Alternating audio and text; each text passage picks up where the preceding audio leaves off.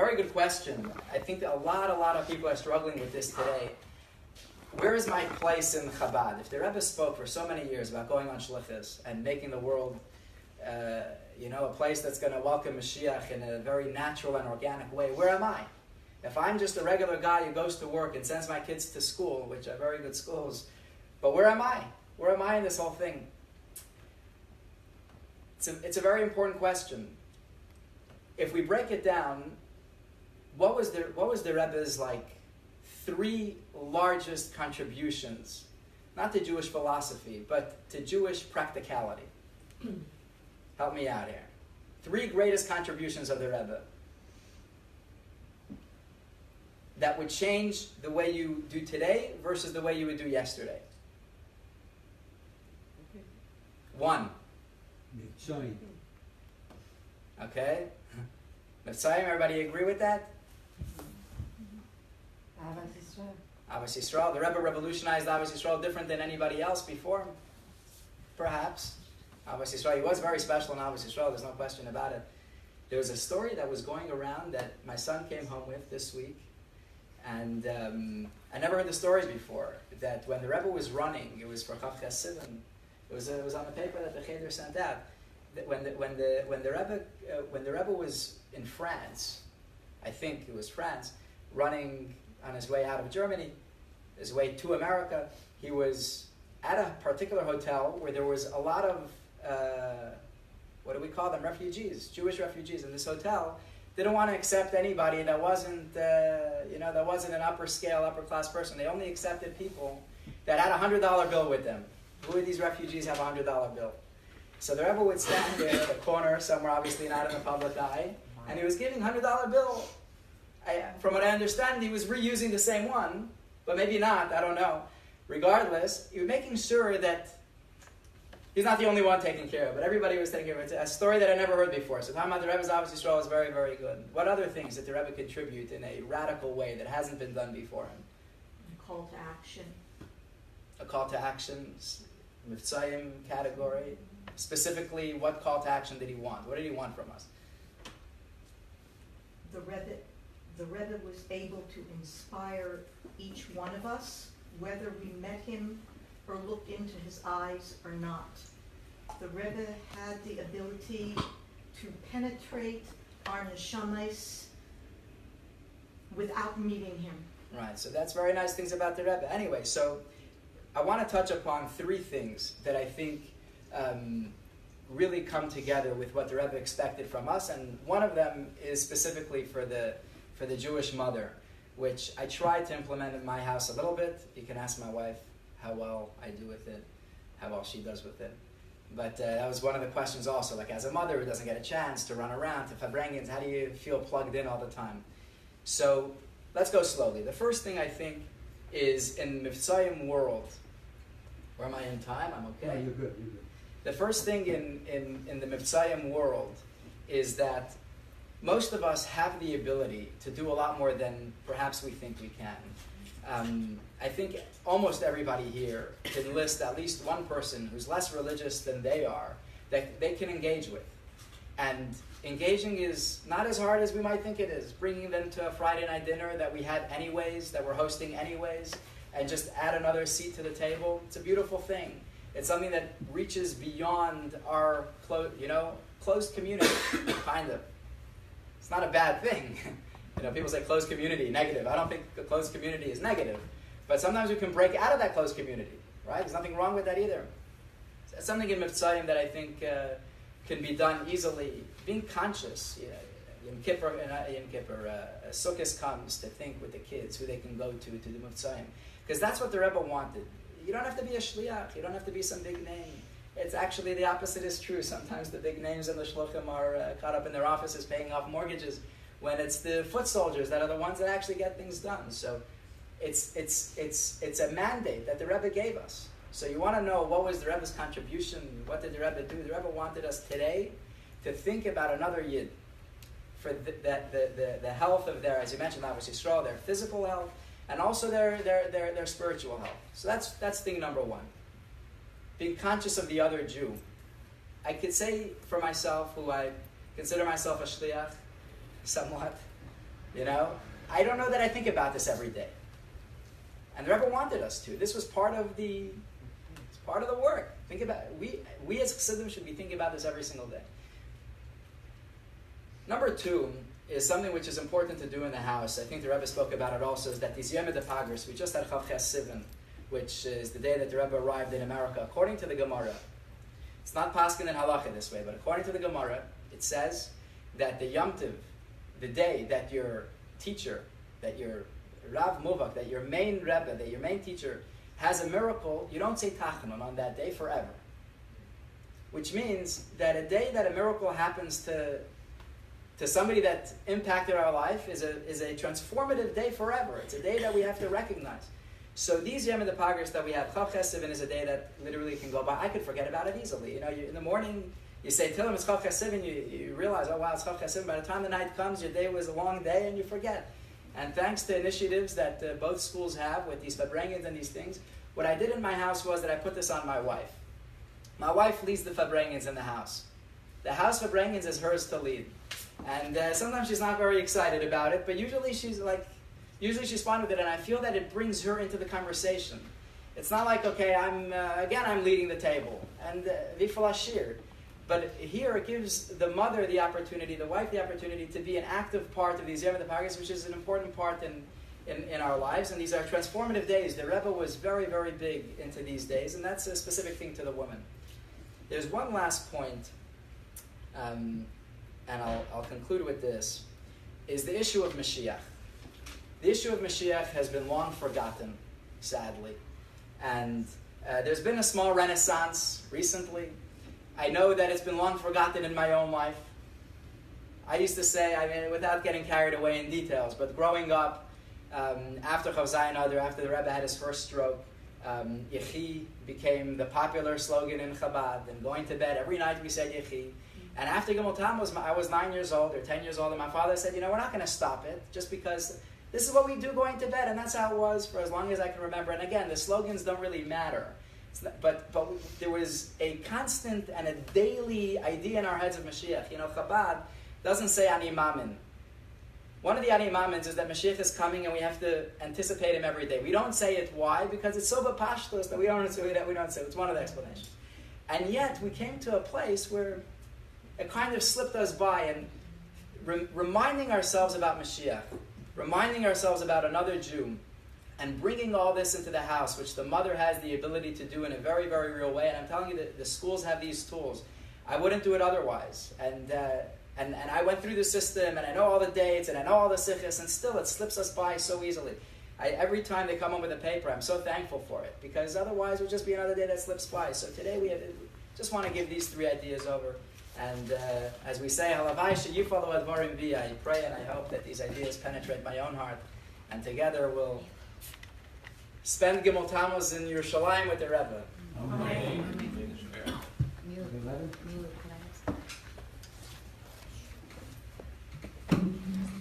YiroelSperlin. Chairs, everybody. I just heard this incredible story, which I don't think is printed anywhere, and I think it's an important story to mention tonight about what we're trying to do here. There was a senator in Canada named Irv Gerstein. Irv Gerstein calls up the Rabbi Kotel, Rabbi Shmuel Rabinovich, and he says to him, my 80th birthday is coming up, and I'd like you to come to Canada to celebrate my 80th birthday. So Rabbi Rabinovich looks at his schedule, and he's not able to make it. So Irv Gerstein says, listen, Rabbi Rabinovich, you're not able to make it to Canada for my birthday, but you're in a holy place, you're in Eretz Yisrael, you're by the Kotel. Can you send a blessing my way from the Kotel? I certainly can. What's going on? What kind of blessing do you need? So Irv Gerstein says, the blessing I need is as follows. I'm turning 80 years old. I'm going to be investing a few $1 million in a new business venture. I'm going to be opening up a newspaper in China. And so I need a blessing for this new venture. Rabbi Rabinovich is shocked. He says, you're opening up a newspaper in China? I never heard of an 80-year-old man opening up a newspaper. It's amazing. How do you have the wherewithal to take on this new responsibility? So Rabbi Rabinovich says, I will give you any blessing I can, but I don't know how to give such a blessing. So Irv says like this. Let me tell you a story, Rabbi. He says, every birthday I had, by today's no Leo's birthday, we give a bracha about Slach Dashes Ruchnis. Amen. Every birthday I had was very hard for me. The hardest birthdays I had were the round number birthdays. 20, 30, 40, 50. Those are the hardest birthdays. The hardest birthday in my life was when I turned 50. That was the hardest birthday. I couldn't get out of bed, and try as she might, my wife couldn't get me out of bed until she told me that she has a solution for me. The solution is that I'm going to go visit this wise rabbi in New York. He's helped many people, hundreds of thousands of people around the world, and I better go and speak to him and see what he has to say. And I told my wife, said Rav Gerstein to Rabbi Rabinovich, that when that rabbi needs advice, let him come to me. But she nudged him until he finally took the trip to go to New York. He came to the Rebbe, and the Rebbe said to him, he first came to the Rebbe with some kind of pretense. He pretended he came to the Rebbe for a different reason. But the Rebbe is the Rebbe, and the Rebbe saw through his pretense. When he finished saying whatever he said, the Rebbe said to him, what's bothering you? So he told the Rebbe, I'm 50 years old and haven't accomplished anything. So the Rebbe said to him, who is the most famous person in the Bible? The most famous person in the Bible, he says, is Moses. So the Rebbe said, at what age did Moses begin his job? He didn't know. So the Rebbe said that Moses began his job at 80 years old.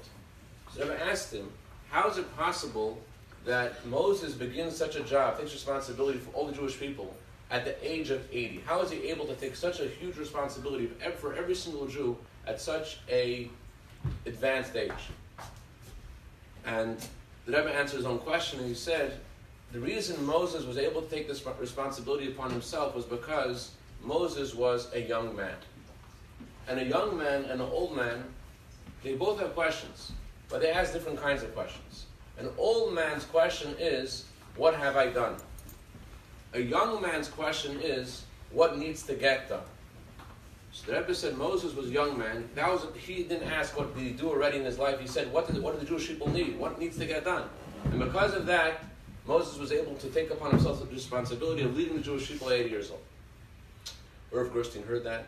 It revived him, and it helped him from 50 to 60 to 70 to 80. And he told Rabbi Shmuel Rabinovich, the Rabbi Kotel, he said, and now I'm 80 years old and have this opportunity, I have this new venture coming up. Of course, I'm going in, diving right into it because this is what has to get done. So I'm mentioning this story because we're going to ask a lot of questions. I want to direct everyone's attention to asking the questions in a young way, asking the younger questions. Young questions are not about what has happened in the past and philosophical questions, but questions that are pertinent, as Rabbi YiroelSperlin very correctly said, about questions that are pertinent to us and what we could do in strengthening our connection to the Rebbe. I want to mention one point about one of the questions that was received about writing to the Rebbe.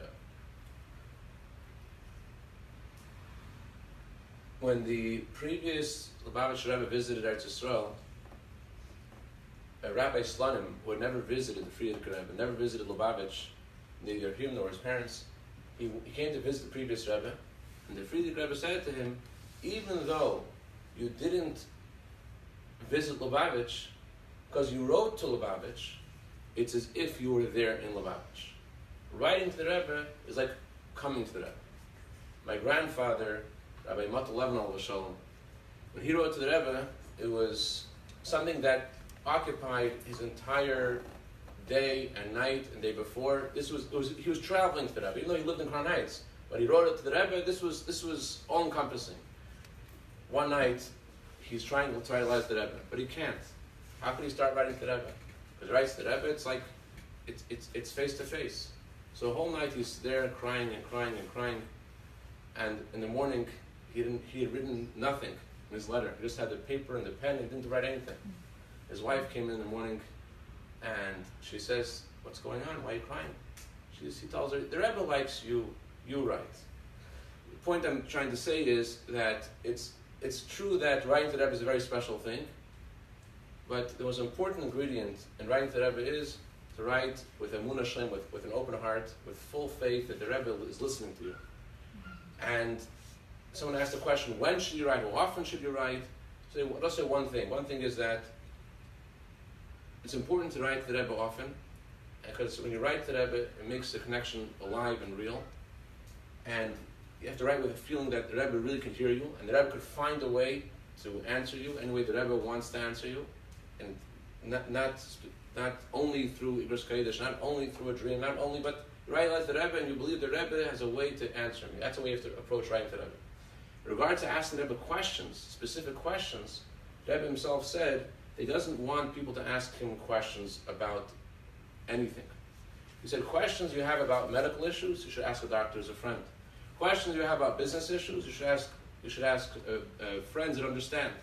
Questions you have about spiritual issues, you should talk to your personal spiritual mentor. I said it's a request of his soul that every man has a spiritual mentor and every woman has her own female spiritual mentor. And so the Rebbe says there shouldn't be questions you have to ask the Rebbe.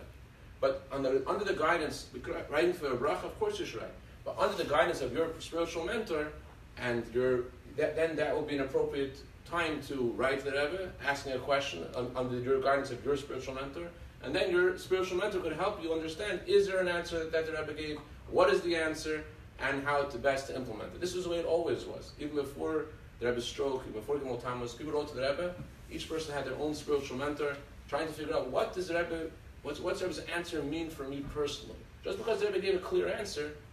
So a very important thing in writing to the Rebbe is doing it under the guidance of a mashpia. When you're asking a question, is it a question for the Rebbe, or is it to say in Shulchan Aruch, or is it say in Kodesh Jewish?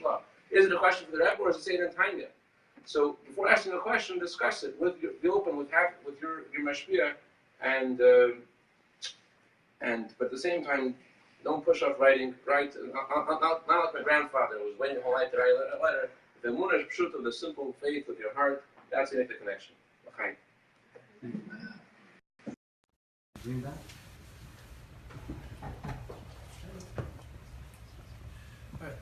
I would actually stand just to catch you in the dinner. I see myself in the video.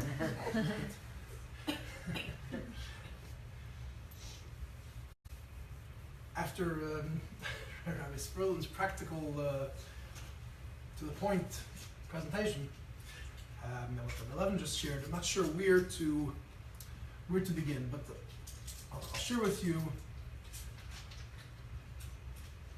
in the spirit of what Levin started off with about preparing oneself and the benefit of doing so. Rabbi Leibel Shapiro from Miami was in the Cheder about 2 years ago. He came here to speak for the Siyum Rambam. We asked him to come in and share a few thoughts with the Talmidim, and it was before Yud Shvat. We built it with his presentation to the students, to the Talmidim in Cheder, as a hachana for Yud Shvat. So he told the boys that this idea of preparing oneself, I want to illustrate it with a personal experience that I had. And he says that he would come in every year from Miami to spend Simchas Torah by the Rebbe. Rosh Hashanah, Yom Kippur, he had to be with his community in Miami. The first days of Sukkot as well. Chol HaMoed, he would travel into New York and spend the last days of Sukkot by the Rebbe. The custom by the Rebbe was that on Erev Yom Kippur, the Rebbe would distribute lekach to everyone that came by to request lekach. And then the Rebbe on Hoshana Rabbah would once again stand by his sukkah and distribute lekach to those who weren't there on Erev Yom Kippur to receive the lekach. Lekach is honey cake, which one asks for. Sure. Lekach is the traditional honey cake that one asks from the rabbi, or from the gabbai of the shul, or from their friend, or the neighbor, so that if chas v'sholem, it's determined from on high that someone should need something over the course of the year, you're asking for the piece of honey cake, symbolically will take the place of you needing to be the recipient of someone's kindness. So on Erev Yom Kippur, that's for those who work on Yom Kippur, the Rebbe once again distribute on Hoshana Rabbah. So Rebbe Shapiro says every year I would come by on Hoshana Rabbah to get my piece of lakach. And I would wait on line with everybody else, and the line would take some time, whatever it was, 25 minutes, half hour, 40 minutes, and during that time I would prepare myself to stand in front of the Rebbe. He says, one year I was on Hoshana Rabbah, I went to visit my brother, Levin Shapiro. Rabbi Levin Shapiro has a brother, who was a son-in-law of one of the Rebbe's secretaries, Dr. Nissen Mendy. And I was talking to my brother. It was before the time that the Rebbe was going to be giving out the Laikach. We were schmoozing, and then all of a sudden his father-in-law, Dr. Mendy, comes into the room. And he joined the conversation, we spoke for a little bit, and then Dr. Mendy turns to me and says, are you not going to run up to 770 soon to receive Laikach? I said, yeah, I'm going to go join the line. So Dr. Mendy says, why not come with me and I'll take you from the back door straight into, you'll cut the line together with the Rebbe's secretary. And I thought to myself, Rabbi Shapiro says, an opportunity, of course, why not? Sympathetia, and he goes with Dr. Mendy. They want to go up Kingston Avenue, they come to 770, they go around 770 from the back, and of course no one gets in the way of the Rebbe's secretary, and within 10 seconds, he says, all of a sudden, he's standing face to face in front of the Rebbe. And he felt like, I didn't prepare myself. I'm here. Without my usual time that I had to contemplate and to think and to prepare myself to approach the Rebbe, I felt like I came in front of the Rebbe with nothing. And from that point in time and on, he says, I internalized this idea, the necessity for one to prepare themselves for an occasion, for an auspicious day, for a meeting, whether it's physically or a soul meeting with the Rebbe, that need to prepare oneself became clear to him. And therefore, the opportunity to get together a few days before Gimmel Tamuz, Kol HaKavod to Rabbi Levin for organizing this, because certainly for the participants, and I think for myself, it's an opportunity to reflect a little bit on preparing oneself for Gimmel Tamuz. An interesting anecdote when we're focusing on the preparation for Gimmel Tamuz itself is that the Rebbe rarely left Crown Heights, but on 2 occasions, I believe it was, the Rebbe left Crown Heights, besides going to the oil, it is, and he traveled up to the Catskill Mountains to visit the camps that were there, Gan Yisrael, and on one occasion also Camp Amunah, the girls' camp. So the story is related that when the Rebbe came to visit Gan Yisrael, on one of the 2 occasions that he was there, he was taken on a tour of the entire facility, the entire campus, and the Rebbe wanted to see every aspect of the camp, and the Rebbe asked questions from the administrators, how things run. And of course, the Rebbe didn't leave any room or any place in the camp unnoticed. He wanted to know about everything. There was one particular room that the camp administrators were hoping, sort of, that the Rebbe wouldn't want to enter or the Rebbe wouldn't want to see. And that was basically the place where they kept all the junk and all the broken beds and all the worn-out mattresses and whatever else. Heck, this room over there. I think it was Bakavadik for the Rebbe to go into that room, and they tried to quickly pass that location, but the Rebbe saw the door, and the Rebbe said, what's there? And they didn't have a choice. They opened up the door, and they took the Rebbe in, and you know what it looked like. Of course, it was also the room where the counselors graffitied the walls, so it said over there, you know, Chaim was here, 57, or whatever year it was, go blue, whatever the color slogans were. And the wall, that's what they looked like. There was one spot on the wall that actually didn't have any graffiti on it. One spot. Some Chacham, however, prior to the Rebbe's being there, obviously, on that one clean spot on the wall, went ahead and graffitied the words, Zeicher LeChurban. A commemoration of the Churban Beis HaMikdash. There's a custom amongst some that you have in your house. You have a spot, you bang a nail in, some people peel off some plaster, and that's meant to commemorate the Churban Abayis. Right? Just like by a chuppah, we break the glass to commemorate Yerushalayim. So too in a home, there is that custom.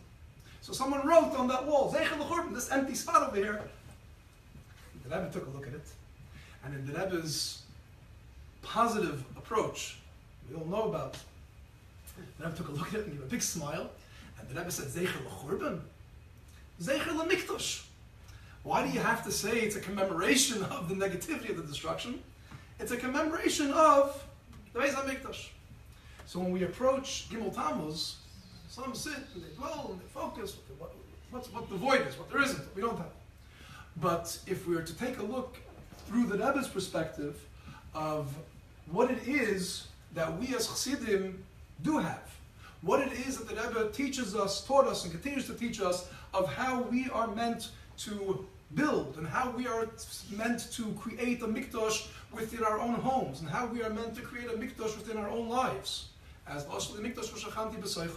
and of course, when it comes to the building of the mikdash, and we're talking to the Neshei Chabad, we're talking to the Akeres Habayis, that building of the mikdash, it was Vayaviu Anoshim Al Ha'anoshim. When it comes to establishing the home and setting it in the way that Chassidus, Torah, the Rebbe's directives sets forth, it is the Rebbe who dedicated so much time, more than any other leader of B'chal, but even amongst Chassidic Chabad and even amongst Neshei Chabad, spent time focusing on the role of the Akeres Habayis, spending time, this time of the year actually, 2 times in the month of Sivan, that the Rebbe would gather together specifically Neshei Chabad and talk to them. The Rebbe would gather together Neshei Chabad around Matan Torah time to speak to the women about the role that they have in Kabbalah HaTorah. And then once again, the Rebbe would speak to the graduates of the seminary and the counselors of Camp Emunah. The counselors for the Gam Yisrael, the Rebbe spoke to them after they finished their job. But for the counselors of Camp Emunah, the Rebbe spoke to them prior to going off and setting off on their mission. The Rebbe would, in the month of Sivan, dedicate 2 days specifically to Farbrengen with the women. Point being that it's certainly opportune for us to be focusing on our building of connection to the Rebbe and our focus of how to go about doing so, specifically with Farbrengen for ourselves, but specifically when we're talking to Neshei Chabad, because the bringing that into actuality in the mikdash that we have at home is most opportune, and like YiroelSperlin says, is in the hands of the Akeres Habayis primarily.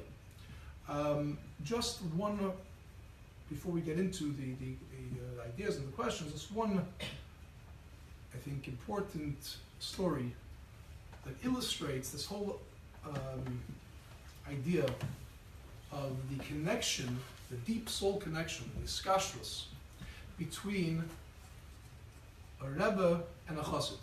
And we can talk about the idea of cultivating that connection, we can talk about building that connection, we can talk about giving that over to our children at length. But I would like to share, I heard this from Mashpia in Yerushalayim, it was Amnotik, and then later on I heard this from Rabbi Leshus in Monsey as well.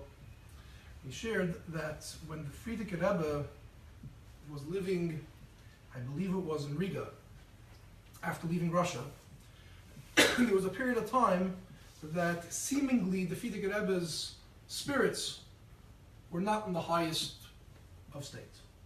And someone suggested that the Frierdiker Rebbe has a lot that's burdening him, the matzav of Klal Yisrael, the matzav of the world, and the like, and it would be beneficial for the Frierdiker Rebbe to have someone as a confidant who he could talk to share, someone that would be a confidant, obviously not a regular run-of-the-mill chassid, because that wouldn't necessarily be appropriate, but someone the Frierdiker Rebbe could talk to.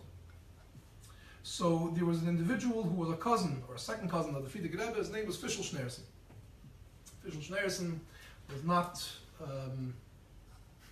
a chassid in the traditional sense, although he was a grandchild of the Tzemach Tzedek and of the Alter Rebbe. In his later years, he lived in Tel Aviv. He was a writer, an intellectual, but he happened to have been in the area at the time as well. So they asked of him if he could serve this in this purpose. Okay. Later on, when Fischl Schneerson moved to Eretz Yisrael after the war, and he lived in Tel Aviv, there was a shul in Tel Aviv, in an area called Nachas Binyamin, where the Hasidim that lived in Tel Aviv would daven and farbrengen, and this Bishul Schneerson would frequent that shul once a year, and that was Yutas Kislev. Because though he was not leading a traditionally Hasidic life, but as a grandchild of Rabbis, Yutas Kislev to him was Rosh Hashanah for Chassidus. Where else should one spend Yutas Kislev? So he came to be amongst the Chassidim. And the Chassidim were aware that this Bishul Schneerson was in possession of a lot of interesting anecdotes and stories, and it would be fascinating for him to share it with them. Yet he would never really share with them anything that was above and beyond what people knew already. So one year at the Kislev, the Chassidim decided, that's it, we are going to get to the bottom of this, and we're going to give him mashka, and we're going to give him some more mashka, and some more mashka, until he finally spills the beans. And at that Farbrengen, Bishul Schneerson, being the intellectual that he was, said he took up the challenge to show that he has the capacity, and he took the mashka, and he didn't spill the beans. But at the end of the evening, he told the young men that were sitting there, and he said to them, look, I see you really want to hear something. I'll share with you one thing that I heard from the Frierdiker Rebbe. And I'll share with you that what the Frierdiker Rebbe told me, what it means, Kriya Shema Sha'al Hamita. What is the Frierdiker Rebbe's Kriya Shema Sha'al Hamita all about? And this is what he said that he told the Chassidim there.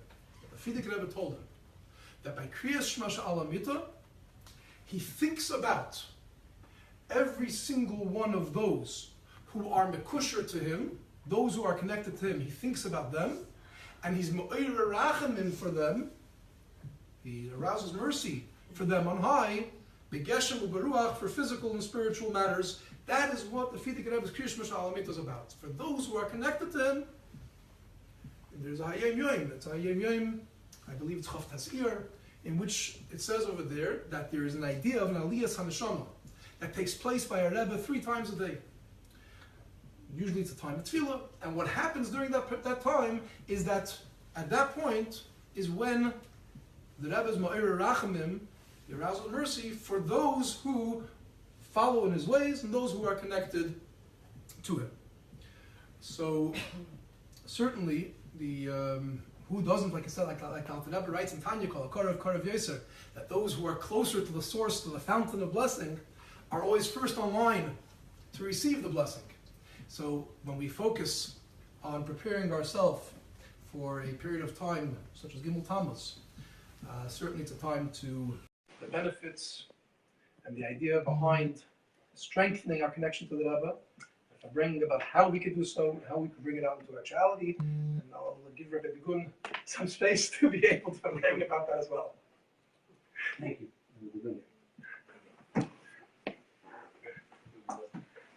I take all 3 of them together. Take a bit of Bottom view line. from here. Do you see it? So I want to thank Rabbi Levin for organizing this.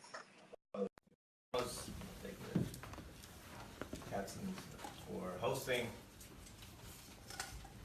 and everyone else, great rabbis that spoke so far. Inspirational words. We are celebrating a day, as one of the questions seems to be said, seems to be a day that of a void, of something lacking.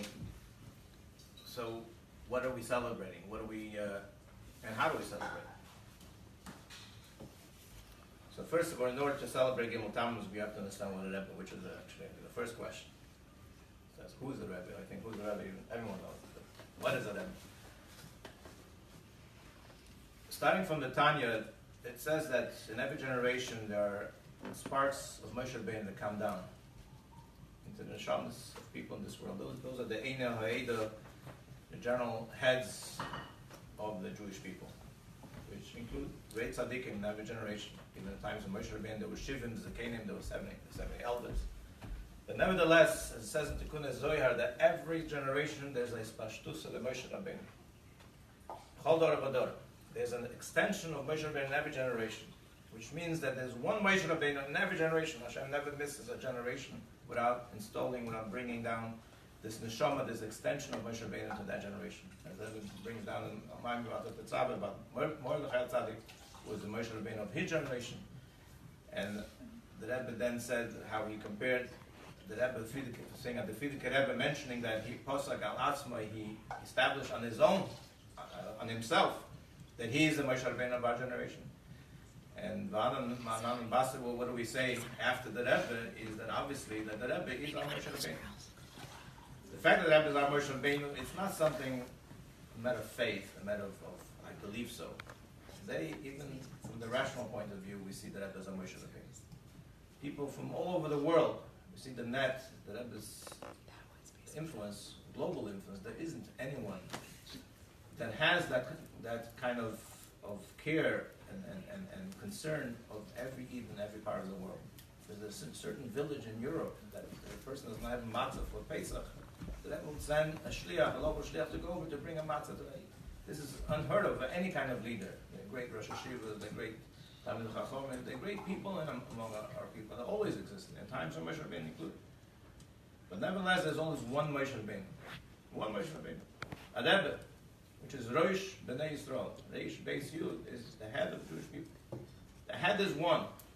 And there's one head that has a sensitivity to every part of the body.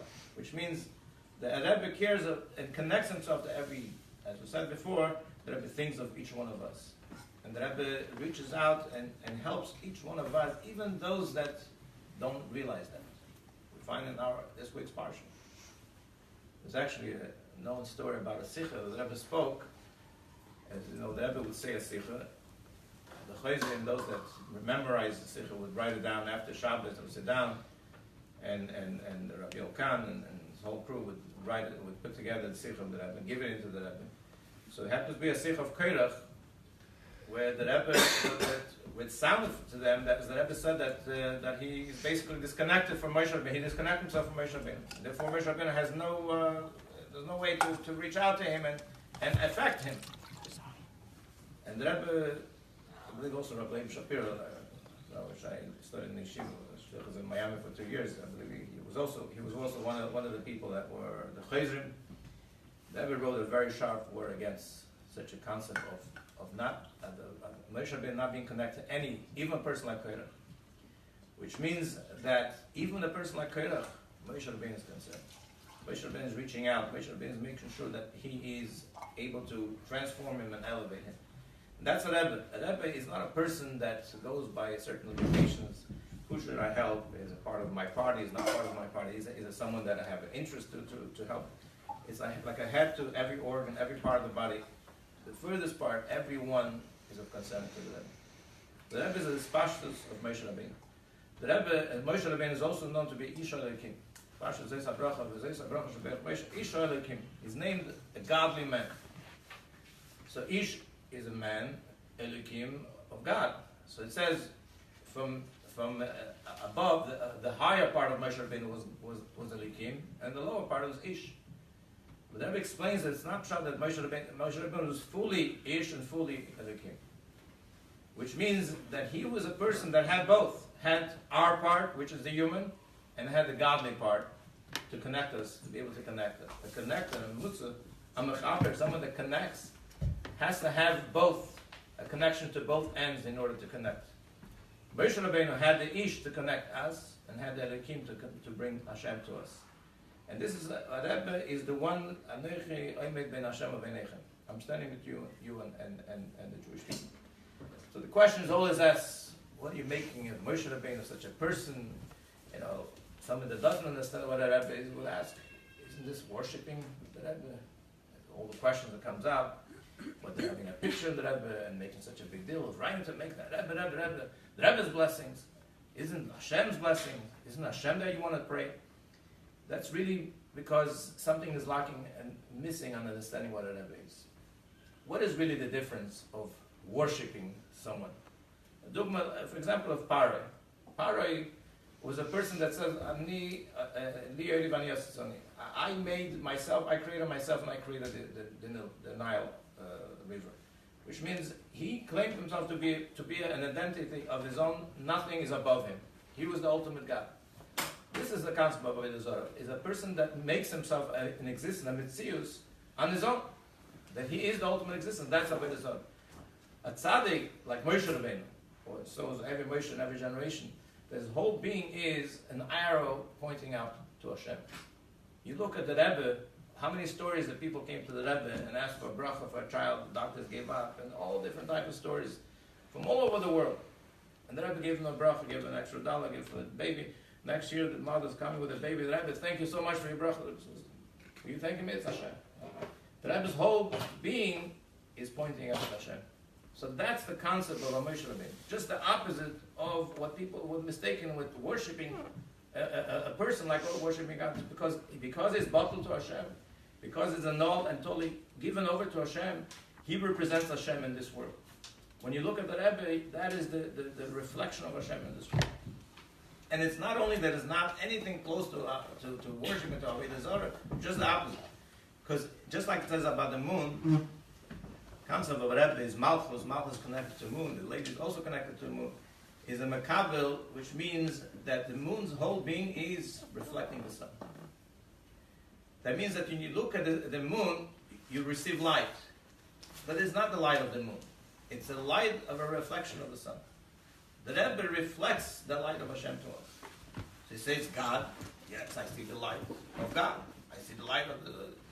Yes. But that light is going through a being that is whole being, and whole mitzvah is God. He's not on his own. So it's not something else that is transmitting the light. It's God himself. It's something that is totally unknown to God. So that's what a Rebbe is. And that's what we have the schus of having every generation, a Moshe Rabbeinu, that we could connect ourselves, because a healthy body is a body that every organ is directly connected to the head, and the head senses, and the organ is healthy in a healthy way connected. And the Chashon, any organ is not connected to the head. There's a problem. So therefore, our iskashus to the Rebbe means that we have to understand that it's a way of us completing this body of the Jewish people. That not only ourselves should be connected, but we should bring everyone together to understand that you must connect to the Rebbe. The person doesn't understand, why do I need a Rebbe? So they have to sit down and Farbrengen with them. Our mission is to connect everyone to the Rebbe. That's our mission. It's not just to make somebody Shem Shabbos. It's not just about making somebody putting on tefillin, like Shabbos, all that, of course. But there's more than that. Us as Chassidim is connecting everyone in one way or another to the Rebbe. Of course, you bring someone to a Chabad, you bring someone to your home, you sit down at the table, say a word from the Rebbe. That is how you connect to the Rebbe. So Gimmel Tamuz is an opportune day that, although we see in one way that there's something lacking here, the presence of the Rebbe, Baruch Hashem had schus for 10 years to be, I've never been Tishrei without the Rebbe. I'm saying I've never been in 770 of Tishrei that the Rebbe didn't blow the shofar.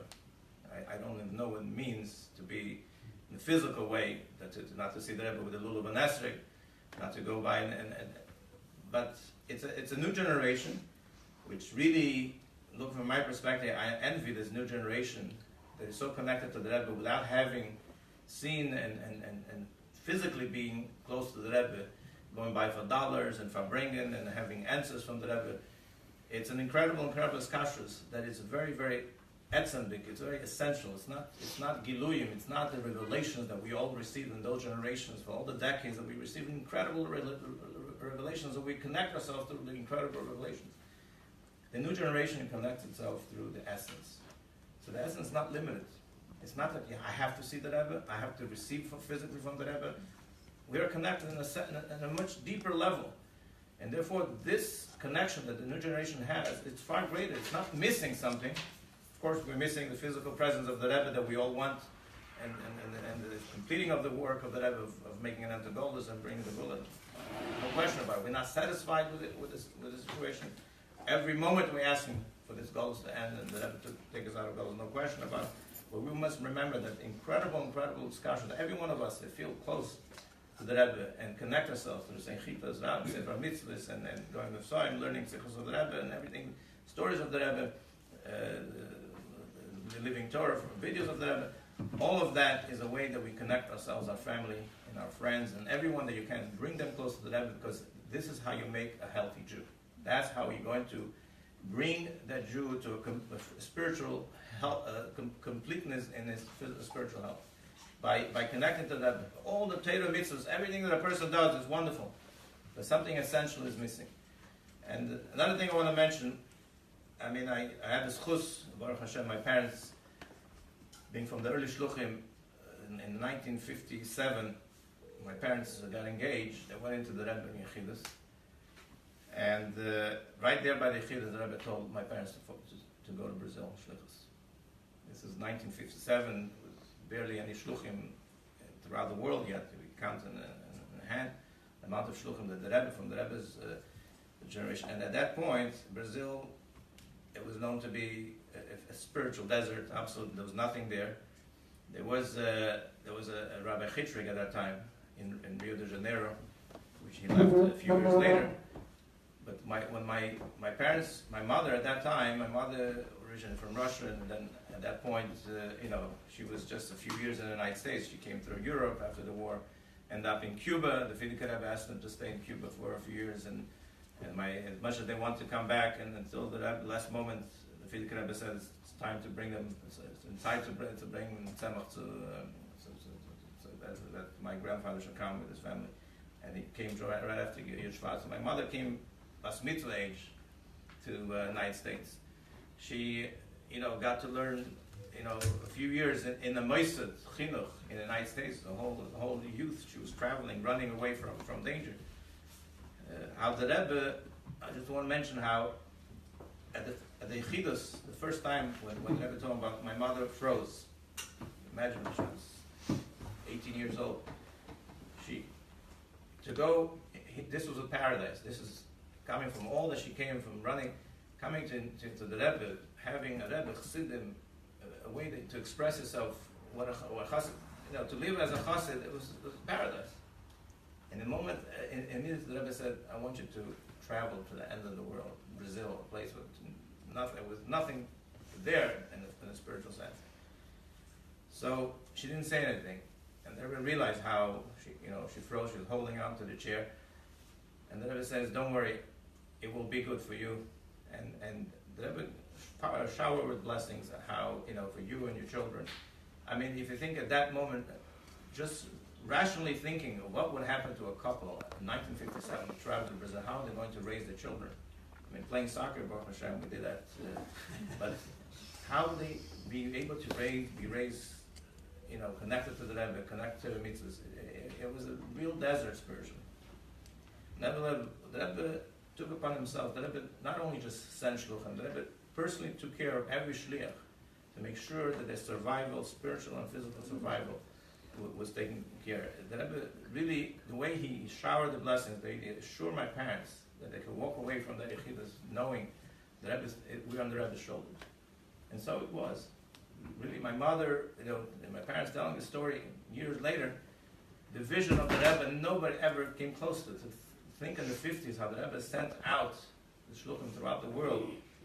It was unheard of that a person, anyone would think that there will be a chance to be what we have today.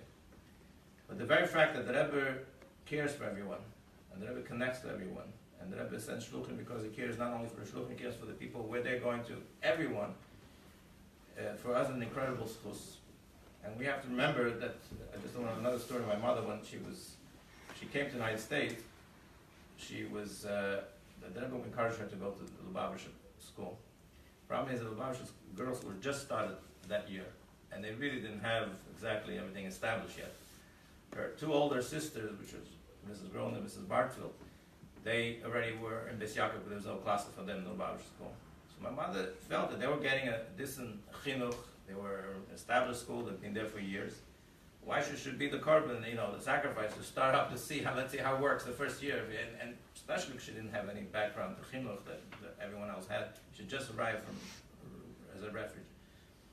So the Rebbe encouraged her many times, and the Rebbe didn't want to push too much, but the Rebbe said, this is my father-in-law's, the Rebbe's, and I said, it's Kedai, you should give her a chance. What happened once, after the Rebbe was waiting for her to come back again and see what the final decision is, she was once babysitting. And she gets a call from the Rebbe's secretary at the house that she was babysitting. And so the Rebbe wants you to come in right now. says, I'm babysitting. How can I live? So that says, we already arranged the girls coming over. As soon as she comes straight to the Rebbe. You can imagine the Rebbe made sure to have, the Rebbe found out where she was, found out everything, whatever it takes, and the Rebbe replaced someone to come there, and she went straight to the Rebbe. Imagine just from babysitting straight to the Rebbe's room, standing there. The Rebbe said, what was your decision about what school you're going to? So my mother realized that, the Rebbe is so, how much he cared that my mother would make the right decision. She didn't say anything, and the Rebbe said, again, encourage, give it a chance. And my mother agreed, and she ended up going to Beis Rivka, and just the story just illustrates the Rebbe's care for everyone through all the generations, through all the decades. From the beginning through the 50s, through to the youths, through the Chavs, the Lamets, all the way till every moment, including today. There's an incredible kind of connection that the Rebbe has with each one of us. So our duty is to reconnect ourselves, from our part, connect ourselves to the Rebbe. The Rebbe says very clearly, connecting is through learning what I learn, doing what I do, learning what I learn is Chitas, Rambam, learning the Rebbe's Sichos, telling the Rebbe's stories, learning the Rebbe's Chassidus, and going with time, doing what the Rebbe does, the Rebbe's koch is to reach out and to make an end to the 7 generations of Chabad, as the Rebbe says. We are the 7th in the last generation, the first generation of Golus. The last generation of Golus, first generation of Golus. The Rebbe wants each one of us to be part of this task, to make an end to Golus and to bring the Gula. Until at that point, we should never settle for anything. We should never say, I've done my part, because we have to complete the Rebbe's work. Each one of us, nobody's exempt. And we're married to celebrate, as before said, to celebrate even before, way before, by Rosh CHodesh, nobody should be with the Rebbe. In the Chaim, this God is now. Amen. Chaim. First of all, I'm struck by a few things. First of all, the panel provides, at least for me and I hope for you ladies, a perspective.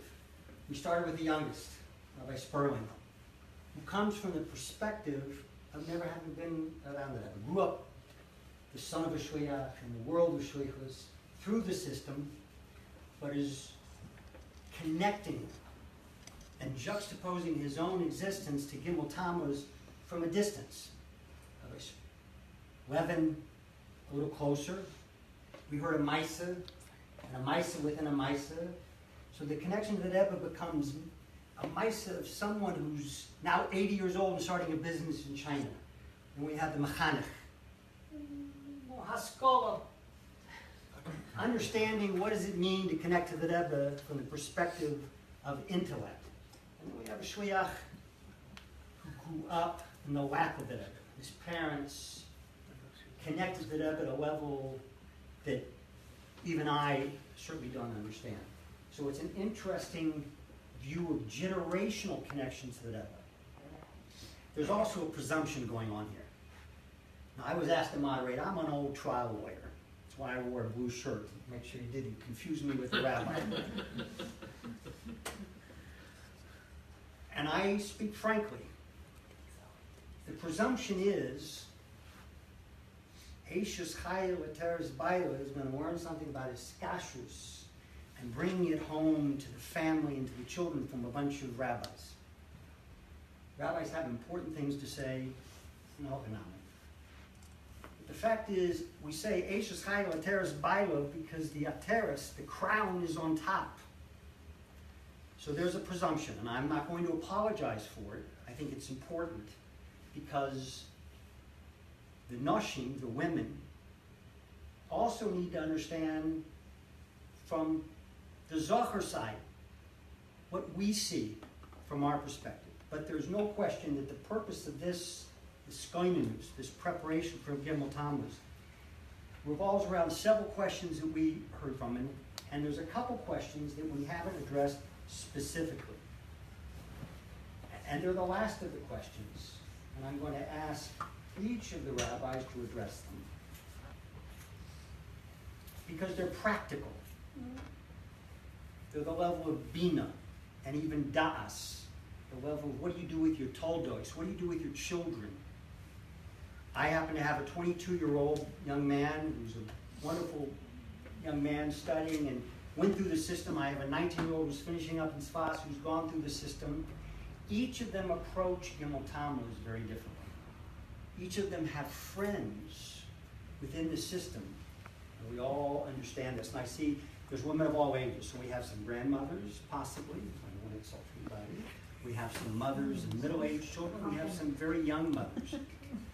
So with that in mind, a couple of the questions. How can I give my children a sense of the Rebbe Chassid bond? It's not how we have that bond. A mother and a wife doesn't ask how I get that bond. I dare say she probably has that bond naturally. Maybe not. But even if she doesn't, her concern is with her husband and her children. As difficult as it might be for us to answer that question, I would like the rabbis to give it a shot. What to do to refresh the feeling of iskashrus? And again, focusing on the mishpacha, on the toyodos, on the children. And what do you see as the greatest challenge in maintaining and deepening this connection? What advice would you give for this? Now, YiroelSperlin, you have some kind of practical advice. We've all heard advice, often the cloudy. You have general advice. But is there, and maybe there isn't. Maybe it's something that every Akeres Abayis, every mother, every wife has to develop for herself, for her own family. It's a complicated algorithm, as we say these days. You know, I used to say formula, and nowadays in the world of Wi-Fi's and apps, we talk about algorithms. It's the same thing. This time, I'll go in reverse order and ask Rabbi Begin to see if he can't. And I want to ask Rabbi Begin, a special kind of question. You talked about the fact that a Rebbe is connected to every single Yid, even a koyrach. So if that's the case, why am I worried so much about my iskashrus? Let the Rebbe worry about my iskashrus. He's connected to me. Why can't I do what I think I do as a status quo? I know that doesn't go with the Rebbe at all. Status quo and the Rebbe don't fit. But there has to be a clear answer to that particular question, I think. The Anias Dossi, so that we can understand what our responsibility is to the Rebbe. There's just a printed story that just came out in those Gem My Stories about a professor that, along the end of the story, he just tells him how he turned to the Rebbe. He asked him, "How can I be your chassid?" I didn't feel he was a typical chassid. He was just a regular person out there, but he happened to visit the Rebbe. So the Rebbe answered something very interesting. The Rebbe said, when you go to sleep, you can look back at your day and do something additional than the day before, you're my chassid. Which, we take this advice of the Rebbe, this answer of the Rebbe to ourselves. I mean, you could expand on that, you could do so much more, but the Rebbe is the man from us. One thing is, like you said, status quo is totally not the Rebbe. The Rebbe agree. Always moving. Every day, you woke up in the morning, Hashem gave you another day. It's not for you just to repeat lesson, Hanukkah lesson that we have all over. We must add, and that's what the Rebbe is always demanding from us, to add and to do more. Within ourselves, within our family, within everyone that we have influence in. So that's regarding that status quo thing that I want to mention about children, about the family. The first thing is like this: there's no better chinuch. You can talk from the grandfather's perspective. More, whatever the shoe fits, and from. But I'll tell you it's a whole different way when you grandchildren. A lot has to do how much you are mechanech your own children, because to be able to reach out to your grandchildren, you do have to have that channel of the middle generation. But let's talk about our children. Let's talk about reaching out to them. Let's make sure that we are effective. The first thing is another thing. There's no better chinuch than being a role model. you could say from today to tomorrow, whole Chassidus, from the beginning to the end, say everything. You could be really knowledgeable in every answer of the Rebbe, and everything the Rebbe has to say, and every advice, and teach them all to your children. Nothing is more powerful than being a role model. That's number one. This is the most powerful thing. Child sees what you do. That is what the child wants. That's what the child wants to emulate. That's what the child wants to do. That's number one. Now, how do we really reach out to our children? There are many children, as I mentioned here, the questions about being involved in addiction and all different things. A child and a parent, the connection, imagine you're an island, and all your children are different islands around you. You could throw out the education to them, to every one of them, exactly what you're supposed to say to them, and give it to each one of them. You might be throwing all of them into the ocean. The beautiful words, the words based on the most profound Chassidus thought, you're bringing to them exactly what you should be saying to them. But are they receiving, or you're just throwing down to the water? Sometimes some parents feel like, I know, I'm saying the right thing, I'm trying to give them the proper chinuch, but explaining how important it is, there's nobody there. So how do you create a bridge between the two islands? The answer is, we find this in many, advices in chinuch, called chinuch. One of the things which you find is incredibly important here, and it's not to do with really Yiddishkeit or anything else. It's simple, creating a bridge of love between a parent and a child. One Islam, if there's a child that, and we find actually the story of a person that went off the derech once long, and tattoos, rings, everything, and this person's hanging around Kingston Avenue, and every time this young man went by in Kingston, everyone looked at the way he spit, whatever, they look in the most disgusting way. I can't even look at this person's face, the way he looks. It's so. That's how he always felt, he went up and down, and everyone kind of. One time he went by his own Rebbe from Cheder, and the Rebbe turned to him, his Rebbe, his teacher, turned to him and says, "Good Shabbos, how are you?" He said that this is a child that came back, eventually, back full, declared mitzvahs, chassidus, and everything. It says, this good Shabbos that this teacher said to him, turned his whole life. Everything was turned around. It was not about, where's your yarmulke? Come to me, come to Shul Daven.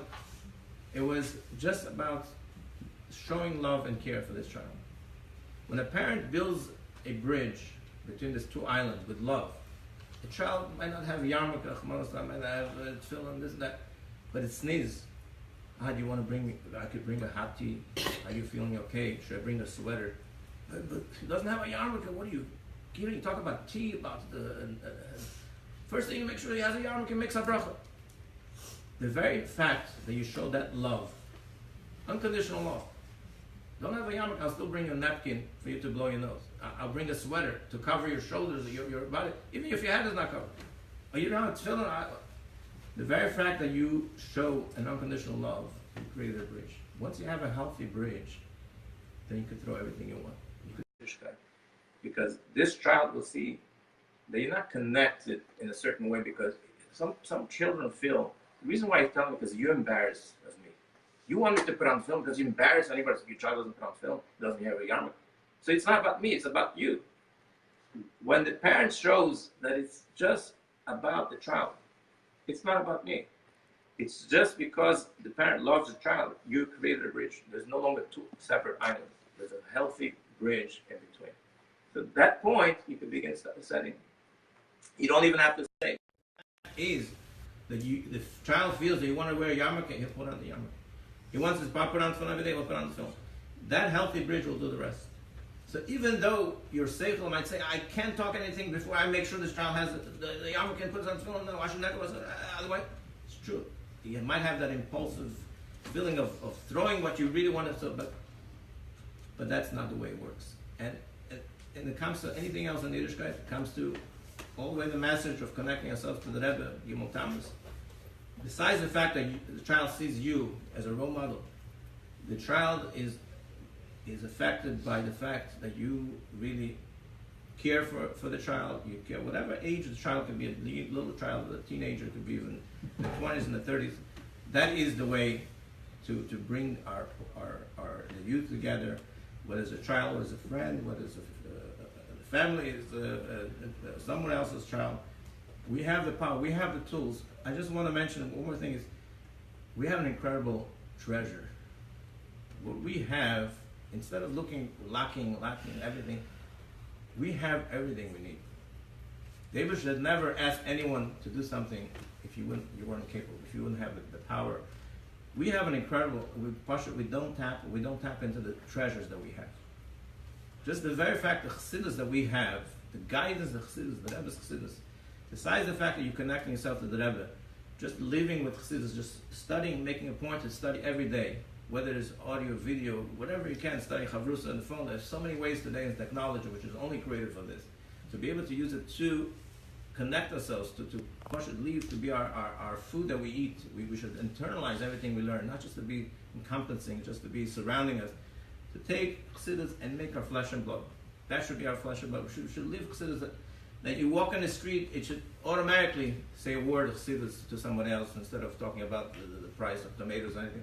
Just to be able to feel that this is who my life is, and the other one will be affected by that, and this will be contagious. Everyone. So, there's no greater preparation for Gimmel Tamuz than internalizing the Rebbe's message, and by internalizing, we'll be the role models for our children. Pour love into our children. Make sure that you're doing that for the real sake of bringing them closer to the Rebbe, closer to Hashem, and trust me, the Rebbe will do the rest. There's no question about it. The moment you made that connection to the Rebbe, as the story of my mother, the Rebbe said, don't worry about it, your children. It's on my shoulders. You just make that connection. You're going in my shlichus. You have nothing else to worry about. And Baruch Hashem, that we're here to tell the story. Chaim. So first of all, we're good because you're doing the job of the Mechanchem here in terms of giving overall chinuch advice, and certainly Yeshukayach for that. Just want to build a little bit on what Rabbi Bigun was saying, but focus it a little bit on the question of as it relates to connection to the Rebbe in particular. And I think your question, the way you phrased it was, why can't we rely, if everything the Rebbe takes care of, why can't we rely on the Rebbe to do this? So, going back to what Rabbi Bigun was saying, his famous story, it's a general chinuch story, but I relate to this as well, with the legendary Shimshon Stak. For those who remember that figure of Shimshon Stak in 770, going around collecting for Chevra, Simcha, Shabbos, V'Yontif, he started an organization to collect like Tomchei Shabbos here in Los Angeles, but in the 70s that didn't exist in Crown Heights, and the Rebbe spoke once a very fiery Sikha that there are families that don't have OT, and Shimshon Stak took it upon himself to start this organization. He was a large man who was known for his loud voice and no shame, and he would go around 770 with a big bushel, one of these big massive baskets at the either from bushel of apples or from the postman, those big crates, and he would put it covered with silver foil and run around collecting for Chevra, Simcha, Shabbos, V'Yontif. And he had a very open relationship with the Rebbe, going back to the time when he was a bacher and the Rebbe was still before the Rebbe became Rebbe. They used to learn that the Rebbe saw him running off. Just a side note, the Rebbe saw him running off one day from yeshiva and said to him, "Where are you going?" He said, "I'm going to a baseball game." He said, "You going to a baseball game? It's the middle of Seder yeshiva. How can you leave? Whatever, American boy, going to the Rebbe said, "Come, let's sit down and learn something, and then you go to the baseball game." The Rebbe sat down with him. He started. This is before the Rebbe became Rebbe. We learned with him Shulchan Aruch on a regular basis. There's a Shimshon Stak, and he came by the Rebbe once by dollars. He needed a bracha for his health. So this is a side story. He says to the Rebbe, "Rebbe, I need a bracha for my health." So the Rebbe says, "The Eibishter is going to help you. The Eibishter will help." He says, "Rebbe, I don't know the Eibishter. I know you. I need a bracha from you." Anyhow, but this Shimshon Stak once, he says, and this is a documented video from the My Encounters, he says that before his son Benji became bar mitzvah, they went in for Benji's bar mitzvah yechidus. And he said to the Rebbe, "Rebbe, I need a bracha that Benji should be a chassid, Yerushalayim, and a lamdan." It's the traditional bracha that we wish for our children by bar mitzvah. And the Rebbe said to Shimshon, "Shimshon, if you will be one, then he will be one." That was the Rebbe's response to Shimshon. That's a general chinuch story, and it has its applications, obviously, to the topic on hand in terms of setting the tone in a home, whether it's a father, whether it's a mother. In certain areas, the mother more than the father. In certain areas, perhaps the shul and the like, it's the father. Whatever the case is, setting the tone of if you will be, then we stand a chance. Though, of course, there are distractions, and though, of course, there are challenges, and it's a challenging world out there, but if we, the Yisoid HaYisoidus, the foundation of pieces for education in general, specifically in this area, is the role modeling, as Rabbi Begun said. But why can't we rely on the Rebbe? The Rebbe takes care of us, takes care of all of our needs. This Shabbos, I actually heard a beautiful story that actually illustrates. It's a little bit of a deep story. The Rebbe would, once upon a time, take into Yechidus Bochrim upon their birthday. They would have the opportunity once a year to go into Yechidus. In 1975, that custom was stopped. The schedule was too taxing, whatever the case was, and they stopped allowing Bochrim to go in for their birthday Yechidus once a year. Mashpia in Montreal is a Yid by the name of Rabbi Yitzchak Meir Gerari, and he was in Yechidus shortly after this period of time where Bochrim were no longer allowed to go in for the bar mitzvah, for their birthdays, I keep saying bar mitzvah. And he complained, so to speak, to the Rebbe and says, why did the Rebbe stop taking in the Bochrim for Yechidus? Es wird doch zugeben zu sehr YiroelSperlin. It will help them for their YiroelSperlin. If they come into the Rebbe once a year to give an accounting and they see the Rebbe and they know the Rebbe is going to pierce, the Rebbe's eyes are going to pierce through their souls, it's going to help for their YiroelSperlin. Why did the Rebbe stop this practice? And the Rebbe's response to the B'Shemeir was, Was warfst du sehr YiroelSperlin auf mein Pleitzes? Why are you throwing their YiroelSperlin on my shoulders? Das ist dein Tafkid. That's your job as the Mashpia. Or, in our cases, we are all mashpiyim as parents, as educators certainly, but as parents in the home, we are the ultimate mashpiyim to our children. And to say we're going to rely specifically on the Rebbe, of course the Rebbe helps. Of course the Rebbe gives koiches. Of course the Rebbe gives brachas. Of course we have the guidance from the Rebbe. There's the treasure. One of the treasures that we have is that the Rebbe allowed for his sichos to be printed. The Rebbe allowed for his Igros Kodesh to be printed. This is something which really was unheard of until 1986. In 1986, all of a sudden, the Rebbe came along and said, I want that you should start printing my letters. It was unheard of. And between 1986 and Gimmel Tamuz, and still continuing now, we have now 30 some odd volumes of the Rebbe's Igros Kodesh, which gives us guidance and directives in every single facet of our lives. From education to personal matters, to shalom bayis, to business matters, and we have a treasure that we have that has given us the resources and the guidance that we can tap into. But the work needs to be done from those who have been entrusted by the Rebbeinu Shalom as being the caretakers of these children with whom they've been entrusted. There was a famous chassid that lived in America, from the founding fathers of Chabad in America, called Rabbi Yisrael Jacobson. And Rabbi Yisrael Jacobson had the opportunity to escape Russia before World War II, quite some time in the late 1920s he came here. He helped establish the foundations for, as we said, the Frierdiker Rebbe's escape from Russia, coming to America, etc., etc. The Frierdiker Rebbe would send, on occasion, Chassidim from Europe to come and strengthen the Chassidim who were living in America. Amongst those Chassidim that came was a Yid that was Rabbi Begun's great-grandfather, my wife's great-grandfather, the Bitch of the Masmid. And the Bitch of the Masmid came to America and he spent quite some time here in America traveling around and visiting different communities to strengthen Yiddishkeit there. And he had a correspondence going back and forth while he was still in Europe, and then later when he got back to Europe, with Rabbi Yisrael Jacobson. Very interesting letters. The Frierdiker Rebbe was planning in 1929 a trip on his own to come visit America. So in one of the letters to Rabbi Yisrael Jacobson, Rabbi Yitzchak Masmid writes to him that I've written to you in the past. Why is it that you're not coming to Europe, 1929, still before the war, to come visit the Rebbe? And in your last response to me is that you hear that the Rebbe is planning to come to America. So therefore, since the Rebbe is coming to America, Okay, so that's why you're not putting it into your plans to come visit the Rebbe. And Rabbi Shimon Maslamid sort of gives it to Rabbi Saul Jackson over the head and says it's wonderful that the Rebbe is planning on coming to America.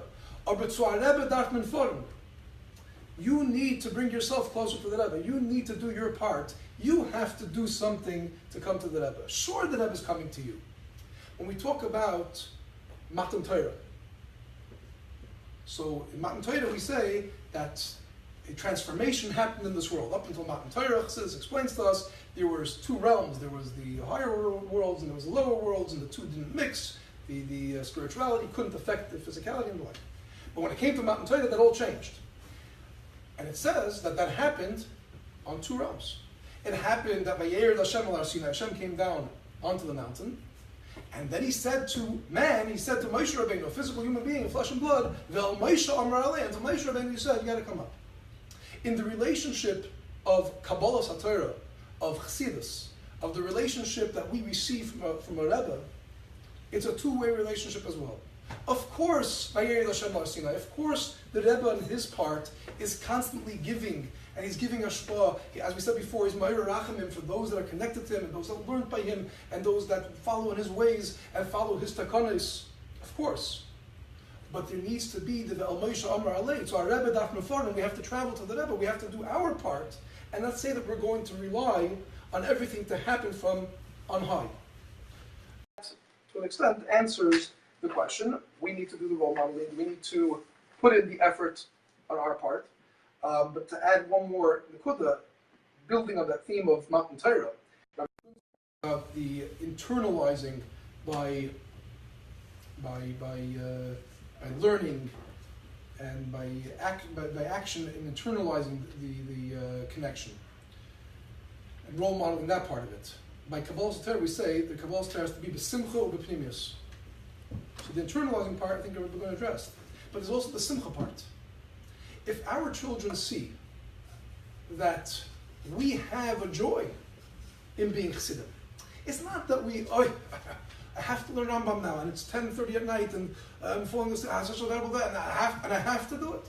Oh, it's Shabbos Mevorachim Tillim in the morning. Oh my goodness, late summer, and the meal, we have to get home for shul at 9:30 at night, and the meal finished. I got to get up for Tillim tomorrow morning, and the father's fetching. And think about it. There's a story told about an elderly European Jew that came to the Rebbe and telling the Rebbe he doesn't have much nachas from his children because things are difficult and things are challenging. And he threw out to the Rebbe in the Yechidus, he said, it's difficult to be a Jew. So the Rebbe said to him, tell me, you just made that statement. Do you say that statement to your children? So the fellow says, yeah, quite often. It's a good Yiddish krechts. It's a good Yiddish groan, right? We're good for that. And the Rebbe said, that's where the problem lay. Why do you use that Yiddish expression? Use the expression, it's good to be a Jew. That is positive spin again. It's good to be a Jew. When we aren't in a tizzy, you're Farbrengen. Oh my goodness, gotta go to Farbrengen. Now, some people use it as an excuse not to be home, whatever the case, the whole separate story. If Farbrengen about that, the husband's not coming home, or whatever the case is, because they have to be at a Farbrengen. But I'm talking about the part of it of another thing. If our children see it as a burden to us, then it's certainly not going to be a joy to them. If we live it in a manner of simcha, and if we have a simcha being the chosid, because there is what to be besimcha about, because it's the ultimate, even in the world now at large. If you read the Mishmachat magazine, there's whole things now about the resurgence of chassidus, of how people are looking for meaning in life, and even in the literature circles, they're learning chassidus, and they want to conduct themselves in ways of chassidim, whatever the case is. Of course, there's so much that we have to be besimcha about, and we can model that and learn that for our children, then be'ezus Hashem, and with the Rebbe's koiches, and with the Rebbe's guidance they provide for us, it's all out there. And we establish our mikdash in our homes on firm setting, based upon Yesodei HaTorah v'Chassidus, and a lot of siyata d'shmaya. We'll be'ezus Hashem have a slacha. If we have a chance, I just want to get back later. I don't want to take up the floor to an idea that Rabbi Begun was speaking about earlier about the Rebbe being a Rebbe for the entire world, even for the Kairachs. share a very, very powerful thought about that, but we'll get to that later. Everyone's tired already.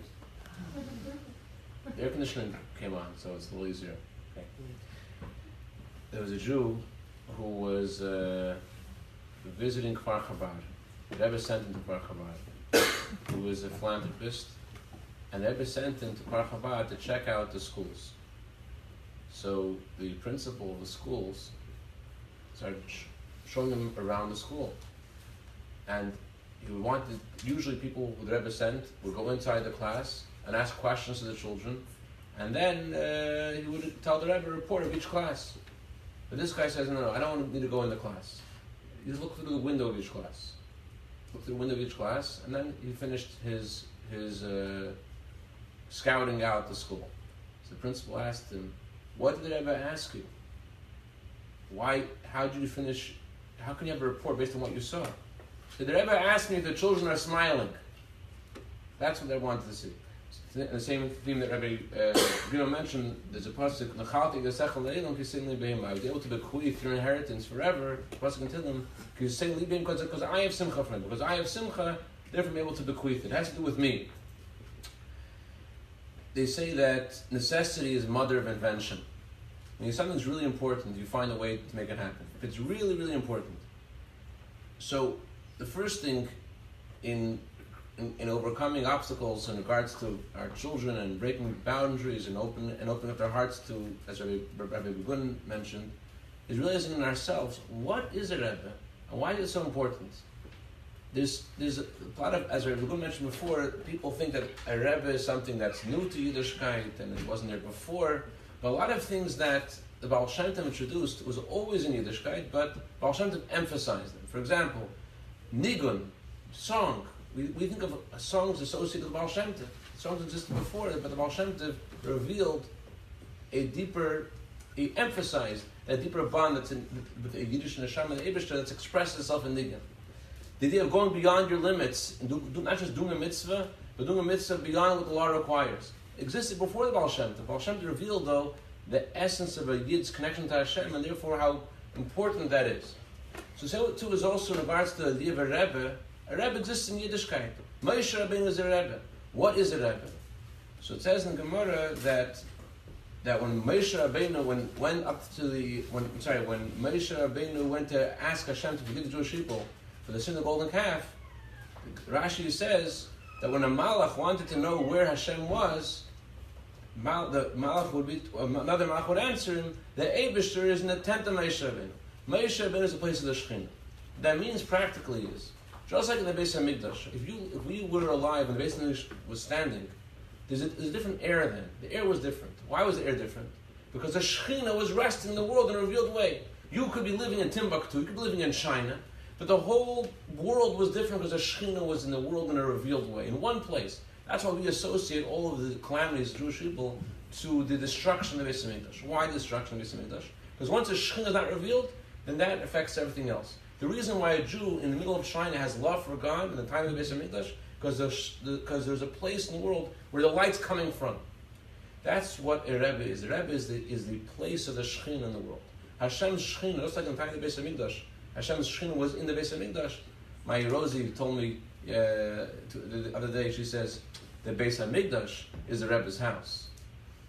And it doesn't say that exactly in those words, but it's the same concept. Chassidus says, the famous story of Baal Shem Tov, I don't want to tell you too many stories, but the bottom line is, Chassidim have a tradition, yes, the Shekhinah rests in Yerushalayim, when the Beis HaMikdash is destroyed, where is the mind, the brain, the revelation of godliness in the world? It's with the Rebbe. So the Gemara says the way to cleave to the Eibishter is by cleaving to the tzad of the generation. So if it's so important to cleave to Hashem, and the way to cleave to Hashem is by cleaving to the Rebbe, there must be a way for this to happen. If it's so important, that means that your connection to the Rebbe enhances your love for Hashem and your fear of Hashem and your mitzvahs and everything else about being a Jew, because that's the Shekhinah. That's how you get Hashem's presence in your life. As the Tzemach Tzedek said, the word machatzis, which means half, the center of that word is tzaddik. The two letters closest to the tzaddik are chai, alive.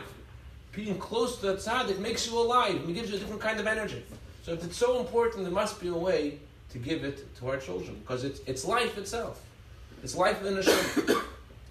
So what is the way? So the Rebbe actually said something unique about our generation, which addresses the challenges of our generation. The obvious challenges our generation has is their individuality. Every child wants to be the guy. They want to be the leader.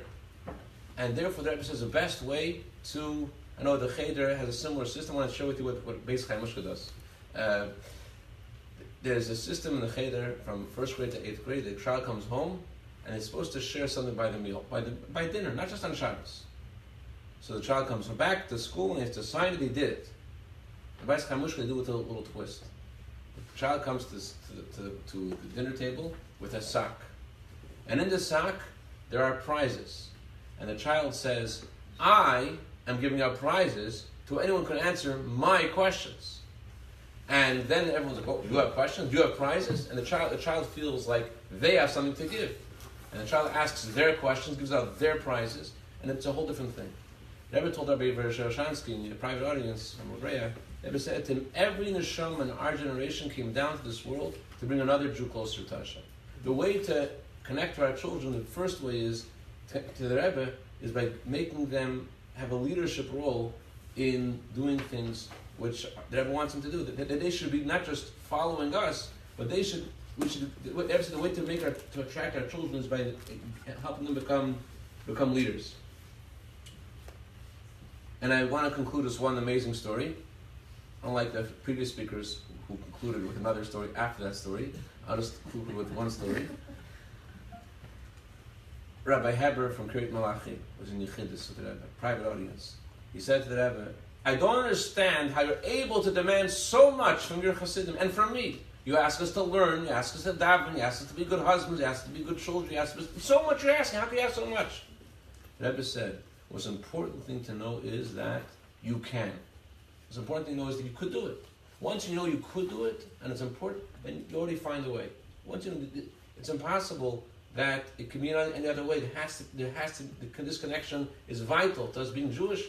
Then you figure out. Necessity is a mother invention. If you really care about it and you know this has to happen, then no one has to tell you how to do it. You yourself find a way to make it happen. The first thing is by realizing it's really important. It's important. I'll never forget this. Oh, I want to. I'm not making anyone else look bad. I didn't realize that rabbis were quite as bad as lawyers. Listen, now I learned. I think hearing this story was. I know hearing this story is. I hope I can convey it to you the way I saw it.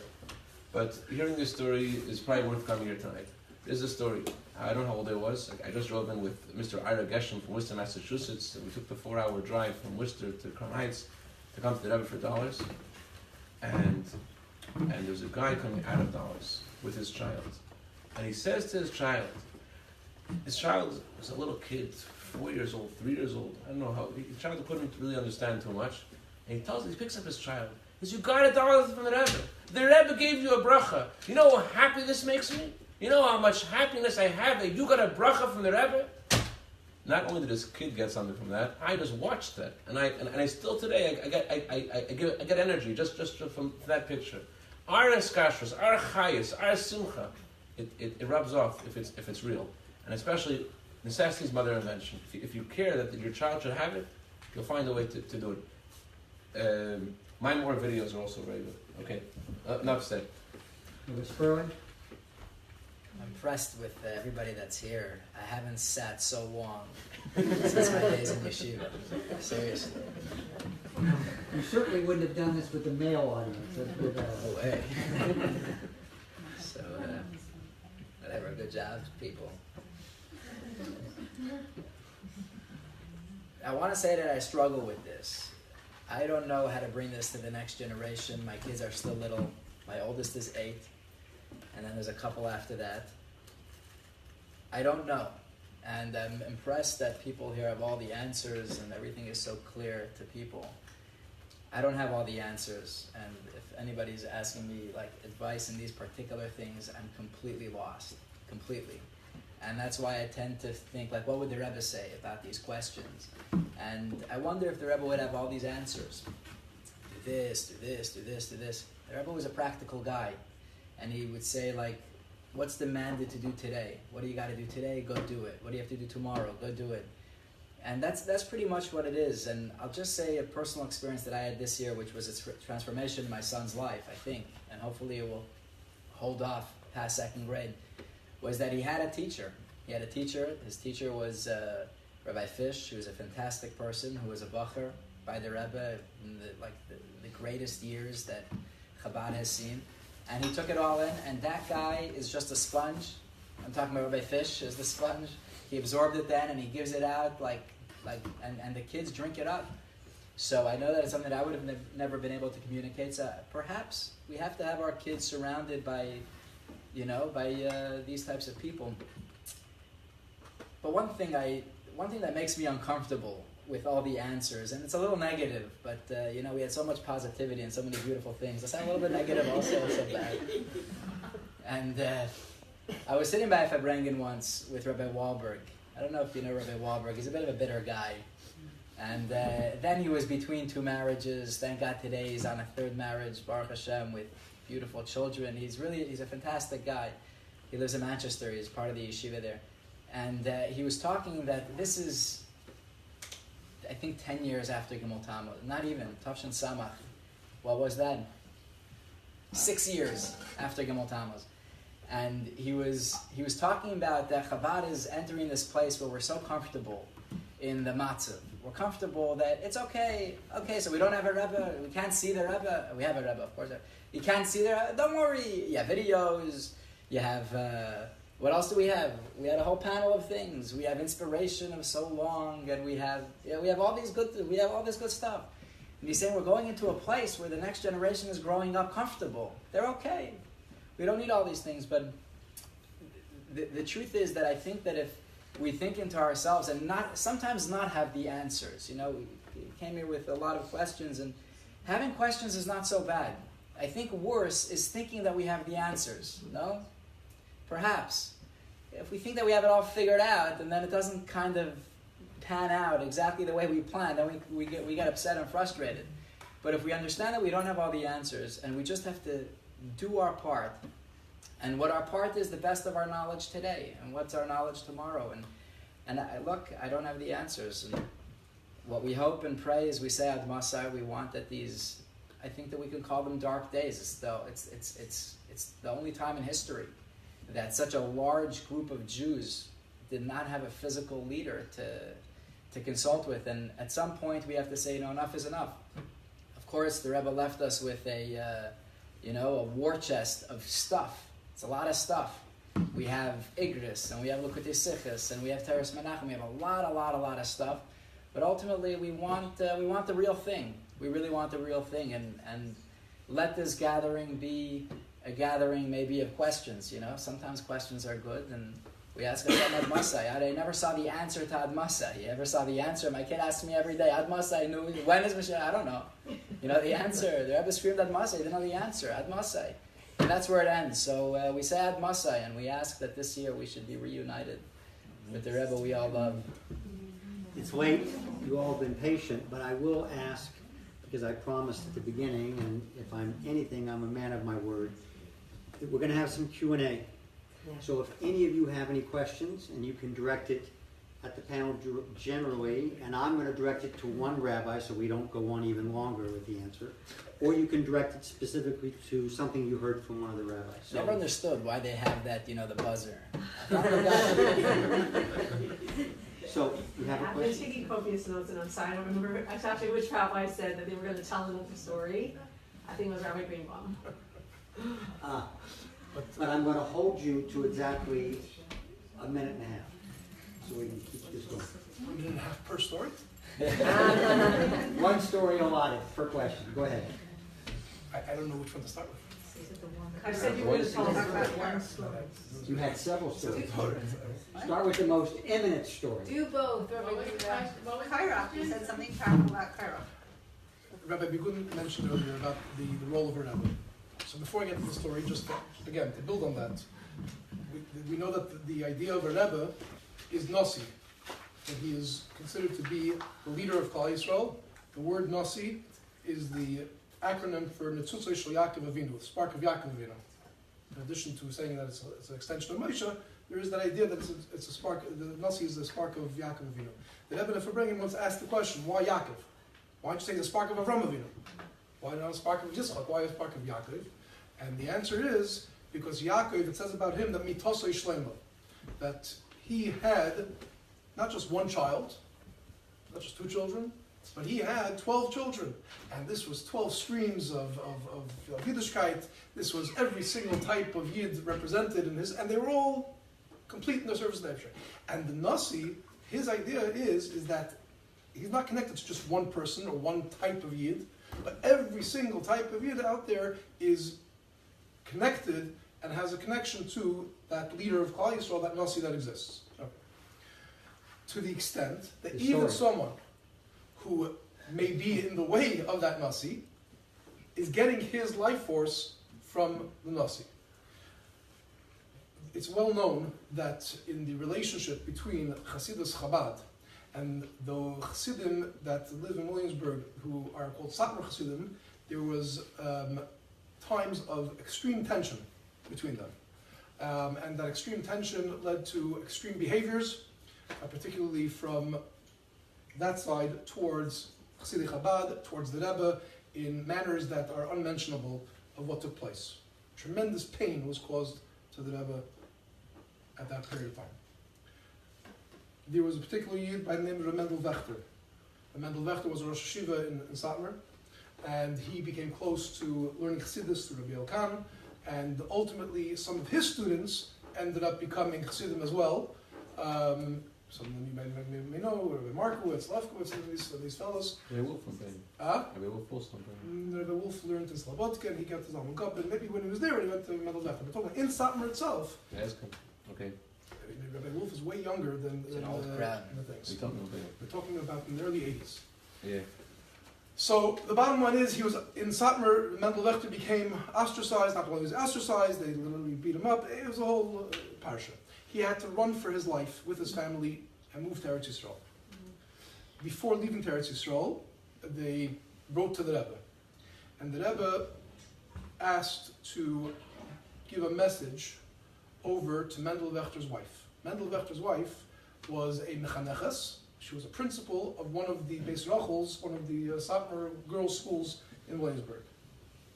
And the Rebbe said to her that before you leave, you need to sit down and write down notes about all the difficult girls that were in the school. And you're talking about Beis Rachel schools, you're talking about thousands of girls in those schools.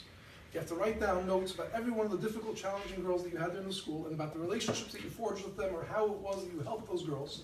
Because given the fact that you're going to be leaving town, there's going to be a new principal that's going to have to take your place. And instead of them spending a couple of years figuring out the ins and outs of what to do, you have to take care of these girls, that they shouldn't be left for the... So who is the Rebbe caring about? You're talking about the Rebbe's caring about the children of those people who are busy plotting and coming up with ways of how to make things difficult for us. I don't know if I have a self-imposed buzzer, but... It's a good mice. It's a good mice. Let's open up for another question. Let's open up for another question. Any other question? If there's no other question, I'm going to give you another shot at it. We want to hear, no, let him finish the thought. Okay. So you see, by popular demand, who am I to say? When I finish this story, let me know if you want to hear the next one. You all tell me about it tomorrow. The bottom line is that there is, in London, there was a Yid by the name of Bobby Vogel. Bobby Vogel, who was a Yid that lived in London. He was a relatively well-to-do individual. He was in the diamond industry. And when the Rebbe came out with the campaign when the campaign for 70 new institutions in honor of the Rebbe's 70th birthday came about, Bobby Vogel had an idea. He said like this: there are young men in London that need parnasa, and therefore he would like to open up an institution that would be like a kollel, in which young men would learn for half a day, and the other half a day they would be trained in all aspects of the diamond trade. They'd learn how to cut stones, polish stones, evaluate stones, whatever the case is. And he presented this idea to the Rebbe in Yechidus. And he wants this institution to be one of the 70 gifts to the Rebbe. So the Rebbe said to him that it's a beautiful idea and you should do it. But it should not be one of the 70 institutions. As a matter of fact, it should not have any connection to Chabad at all. Why not? Why not? So the Rebbe is like this. Because in London you have a large Satmar community. And there are many Satmar young men that need to have Parnasa. And they can benefit from your institution, this institution. But if it's going to be considered a Chabad institution, they're not going to come to benefit from this institution. So therefore, instead of having this be another jewel in the crown of Chabad in England, as a wonderful institution, go ahead and do it, but so that a Satmar young man should have physical Parnasa. Now we're talking about spiritual hashpah. So he should have his physical needs taken care of. I'm willing to give up this idea, take away the name Chabad, so that who should be taken care of? Every single Yid, even those that are the Kairachs, or whatever the case is. And then you'll tell me if you want another one. Any other questions? I just had a quick question. You mentioned about the spiritual aspects of traveling to the Rebbe. But isn't this culture also connecting, especially to the kids, making a point to bring the kids physically to 770, to the Ayah, to the Rebbe, and trying to make that a cup for their birthdays or for other things like, for things like that, making that the essence and that, 100%. But I was using it as a metaphor, the idea of doing something on our own. I was saying traveling to the Rebbe, not necessarily merely only spiritually, the Rebbe is a shpah. But 100%, another practical idea of what can be done in order to inculcate our children a feeling for what it means to have a relationship with the Rebbe.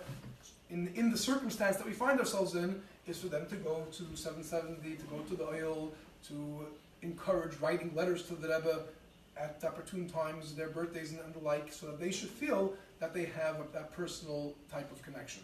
And yes, that comes along with the challenges like YiroelSperlin was speaking about, but at the end of the day, doing these tangibles, and actually going to travel there and feeling that they have that source of connection is a tremendous tool and a tremendous way of building that relationship. 100%.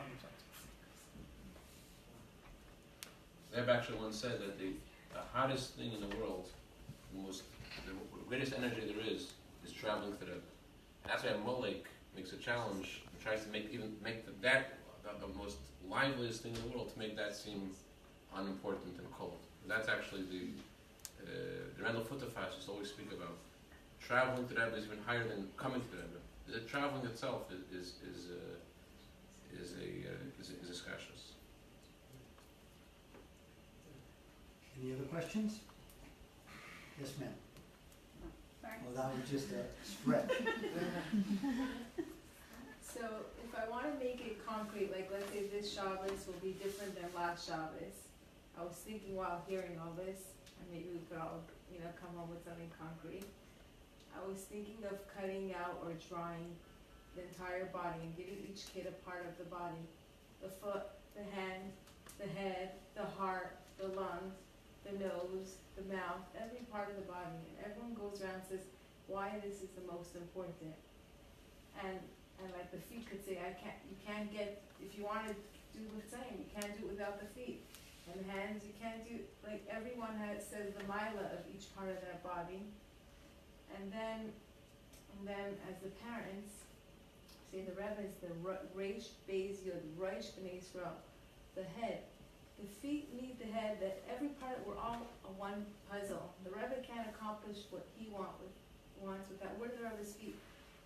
And there's some Yidden who are on a higher madriga than the toenail. We're all, but we can't be without the other. Bodies can't function without every piece. And ask each kid, how can you be that piece to bring that puzzle to bring Mashiach? So like, if everyone could just draw a picture or go on Google and write body parts and print it, that's like something that could be interactive. And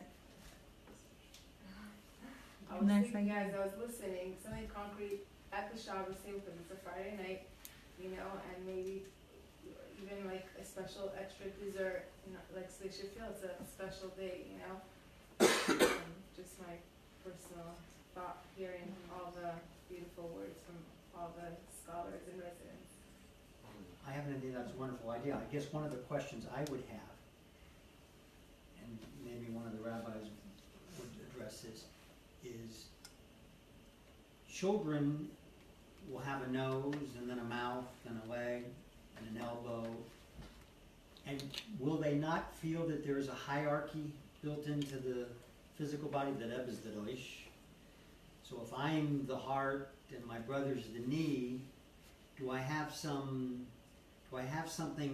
on him? Even though I need his knee to carry me to the next place, I'm still at a higher level.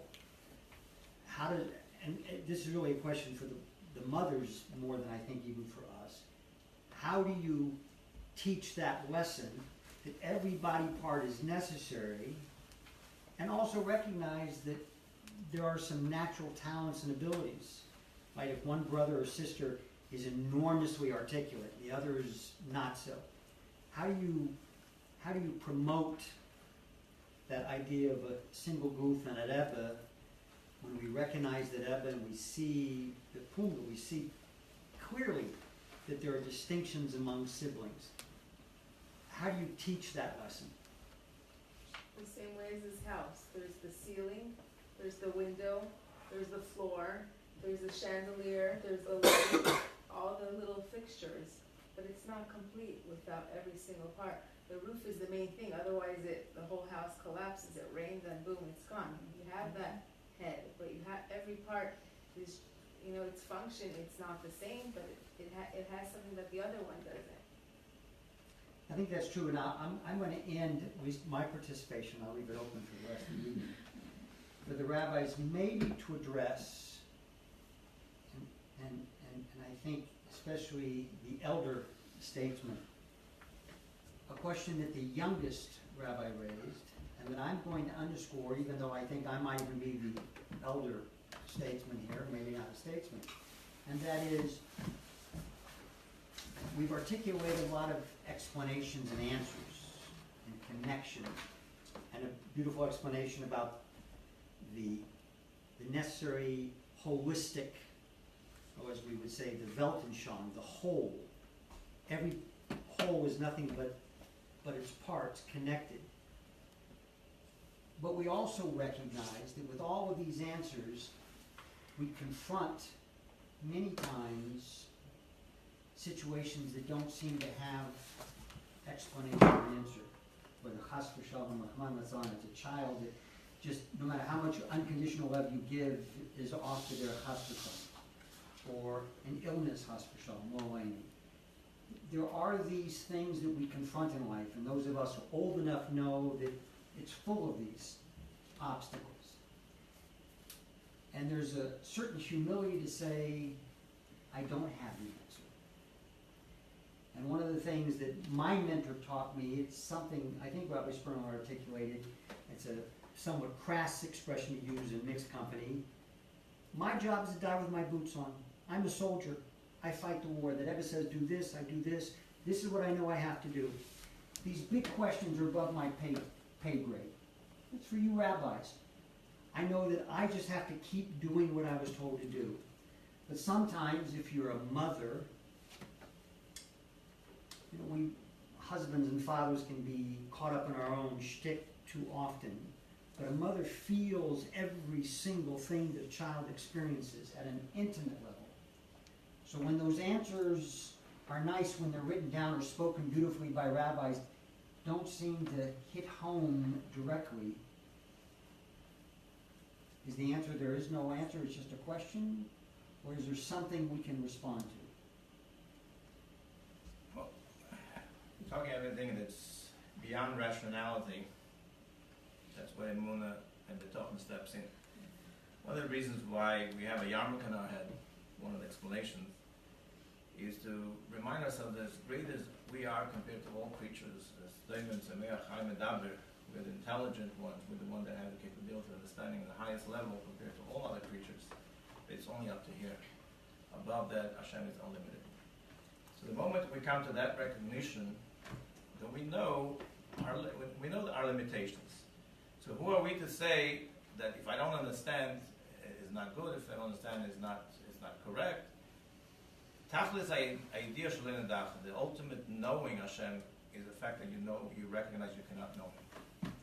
So that point we have to always remember that's the Hisha Amdal of these things, our strength and our foundation was always Emunah. Look at our history. If we would go by rationality, what makes sense, we would never been around. Any of the Yontav that we celebrate, all against all odds. Whether it's Hanukkah, Purim, Pesach, we're not a normal nation. So if you ask about normality or rationality, all of that, it's not in our league. It's not what we are, for good or for the bad. But we've been the most tortured nation. You start answering questions of the Holocaust. Who are we to answer? Things which are beyond we are not capable of understanding. But we have to know that in a day-to-day life, Hashlech Hashem Yehovcha. Through it, God, put your trust in Hashem. In other words, as difficult as it is, if it's something you understand, good. But if it's beyond your understanding, that's what you have to do. You throw it to Hashem. You put in. The Rebbe many times actually said in certain ways about the Fidik Rebbe. Throw it the Fidik Rebbe. Moshe will continue to do your work. Chayvus and everything else. Throw your chayvus at the Rebbe. Which also is another way to say, put your hope in a higher realm that you are. Don't think that you are capable of doing. You're just limited. You're just so much that you are able. But that doesn't mean that you have to work in that level. We have to work in a level that is beyond us. Whether it is our feelings, our thoughts, or even action. To act in a way that I can't do it, I'll still do it. I mean, anyone that wants to do what the Rebbe wants, many times, I have no idea how I can do it. And the moment we throw ourselves into it, says, I don't know how I did it, but I did it. Yeah. So the things which are not rational, things which are not understood, when we talk about sufferings,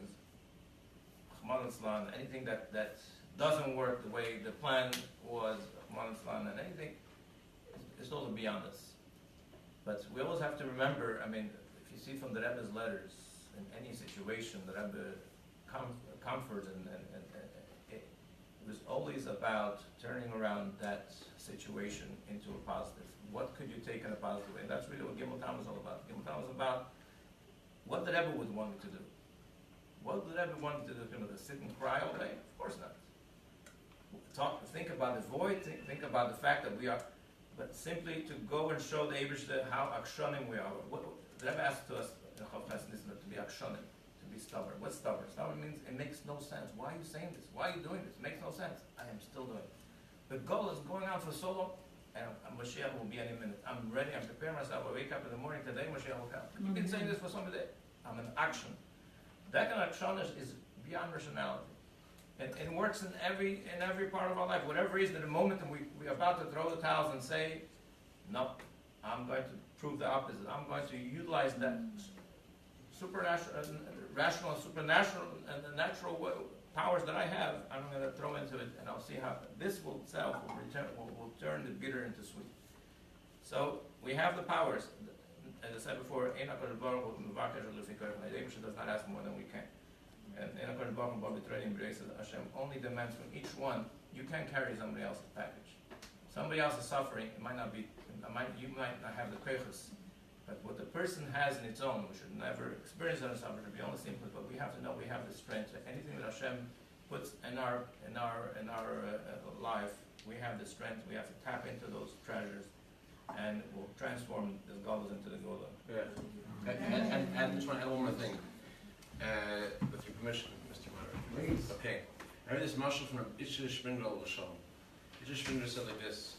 We don't have this so often in sunny California, but if there's a rainstorm and the roads in Europe, treacherous roads, so you don't want to go out to work on a day like that. It's raining so hard, you want to go out to work. But there's one guy that he has to go out to work because that's the time that his work is the easiest and the most successful, and it's his time to come out. Who has to go out to work when it's raining and the roads are treacherous and it's hard to move from place to place? Whose job is only done then? A ganef, a thief. Since the roads are treacherous in those days, so it's hard to communicate from one place to another. So because the roads are treacherous, so the ganef, he comes home and I don't want to go out to work tonight. It's raining and the roads it's so muddy. His wife says, "You're crazy. Tonight's your night. You're a Ganim. Ganim are supposed to go out tonight. So similarly, the Ritcha was telling us, when we were studying in 770, he was telling us that our neshamas were handpicked to come in this generation. As the Rebbe said, that our souls are the Gilgul of the neshamas that left Mitzrayim. And just like we left Mitzrayim, it was the women and their susa, their emunah, in the hardest times that was the merit that we were able to leave the exile then, so too it's in neshamas. Those same neshamas were sent to our generation. As YiroelSperlin was saying, there are unique challenges with which questions that we have to resort to emunah to handle. You have to know that Hashem picked our neshamas. He handpicked our special neshamas to finish the job. We can't say, oh, it's too hard, it's too dark. That's what we're here for. Hashem saved our neshamas specifically for our generation to finish the job and to bring the good. Not only just to build on that. Not only that He picked us to do it, but if He picked us to do it, then He empowered us to do it. Because any mevakish all the Where they gonna? Yeah. Make sure you have your tambourines, everyone, and be ready for the Gula. I have a question. You're talking about imparting all this to our children and being role models, but what about like when the kids think it's weird or whatever to be chassidus or to sing the gunim or whatever? I didn't hear the question. What if it's weird? It's weird. The child feels it's weird. You're asked to do something, and the child says, "This is too weird, Tati." What do you do then? Or the atmosphere in school it's not so looked upon as like, wow, you're so chassidus. I'm going to open it up to the rabbis, and everyone's free to stay. They're prepared to stay here all night. I've gotten their commitment. No, you need a buzzer. I'm not, but I will say this. We started being presumptuous. We've heard a lot of answers, and I think all of them are emistic. We've heard about the fact that our relationship to the Rebbe is unique, and we can't be bound up. The key on this side of the table was, and hits home for me, absolutely unconditional love for our children. Make the children the center, not what we want our children to be. And when you come up against the weird, or whatever the answer is from the child, and there just doesn't seem to be a rational explanation, we have to turn it over to the Eibishter Rebbe. We've heard about the fact that we have a role to go to the Rebbe, to make that effort metaphorically, that we're empowered, as Rabbi Greenbaum just added. And that's an important lesson. There's no such thing as status quo. We have to push ourselves. Rabbi Levin speaks this evening, I think, eloquently in the examples of our own history through Meissen, of the fact that we have a special relationship to that. It's unique. And there's something that you can't replace that with. And finally, and not least, a message that rings true to me, YiroelSperlin, you've got to do something. How many times we see that I get letters from people who are suffering depression and the post-Holocaust generation, and that I said, pick yourself up, go find someone who needs something more than you do. And you start doing that, and you'll find you don't have time to be feeling sorry for yourself, and things will simply change for you. And that's the essence of being L'mayla min hateva. And I think all of these answers, we've heard them before. We learn them. Every time you open a Sikha of Maimon from the Rebbe, it's easy not to live them. And we always have to be reminded. The reason we learn every day over and over is chayzer for a reason. Because life is not about status quo. You know, there's a saying, you learn from a chatul, you learn from a namala, you learn from everything. So there's a famous company, Nike, that says if you're not advancing, you're going backwards. And that happens to be true. And human condition is that if we're not pushing ourselves, and that's why the Rebbe emphasized the status quo doesn't count. You can't say, I achieved what I need to achieve yesterday. I'm a chassid, I work a kapata. I'm an Eshes Chayil. I have my head covered, my children are all in school, they're in the system, everyone's wonderful. The moment you look in the mirror and say, I did it, I've achieved it, know that you're going backwards. It isn't about, who was the rabbi that talked about the young and the old question? It's not about what I did yesterday. What am I going to do tomorrow?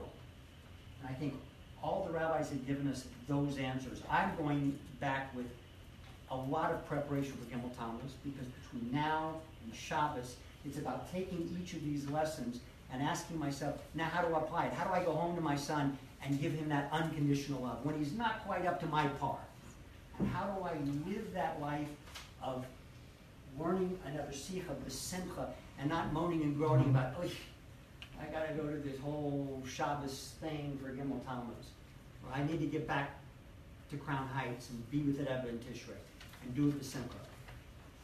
I've experienced a lot this evening. I certainly appreciate all of you being here and being so patient. And the floor is still open. I'm just going to make a discreet and polite exit with the Rishus HaRabbanim. And wish everyone. Thank you, moderator, for. Yeah, thanks to our moderator. Thanks for hosting this event. Thank you very much.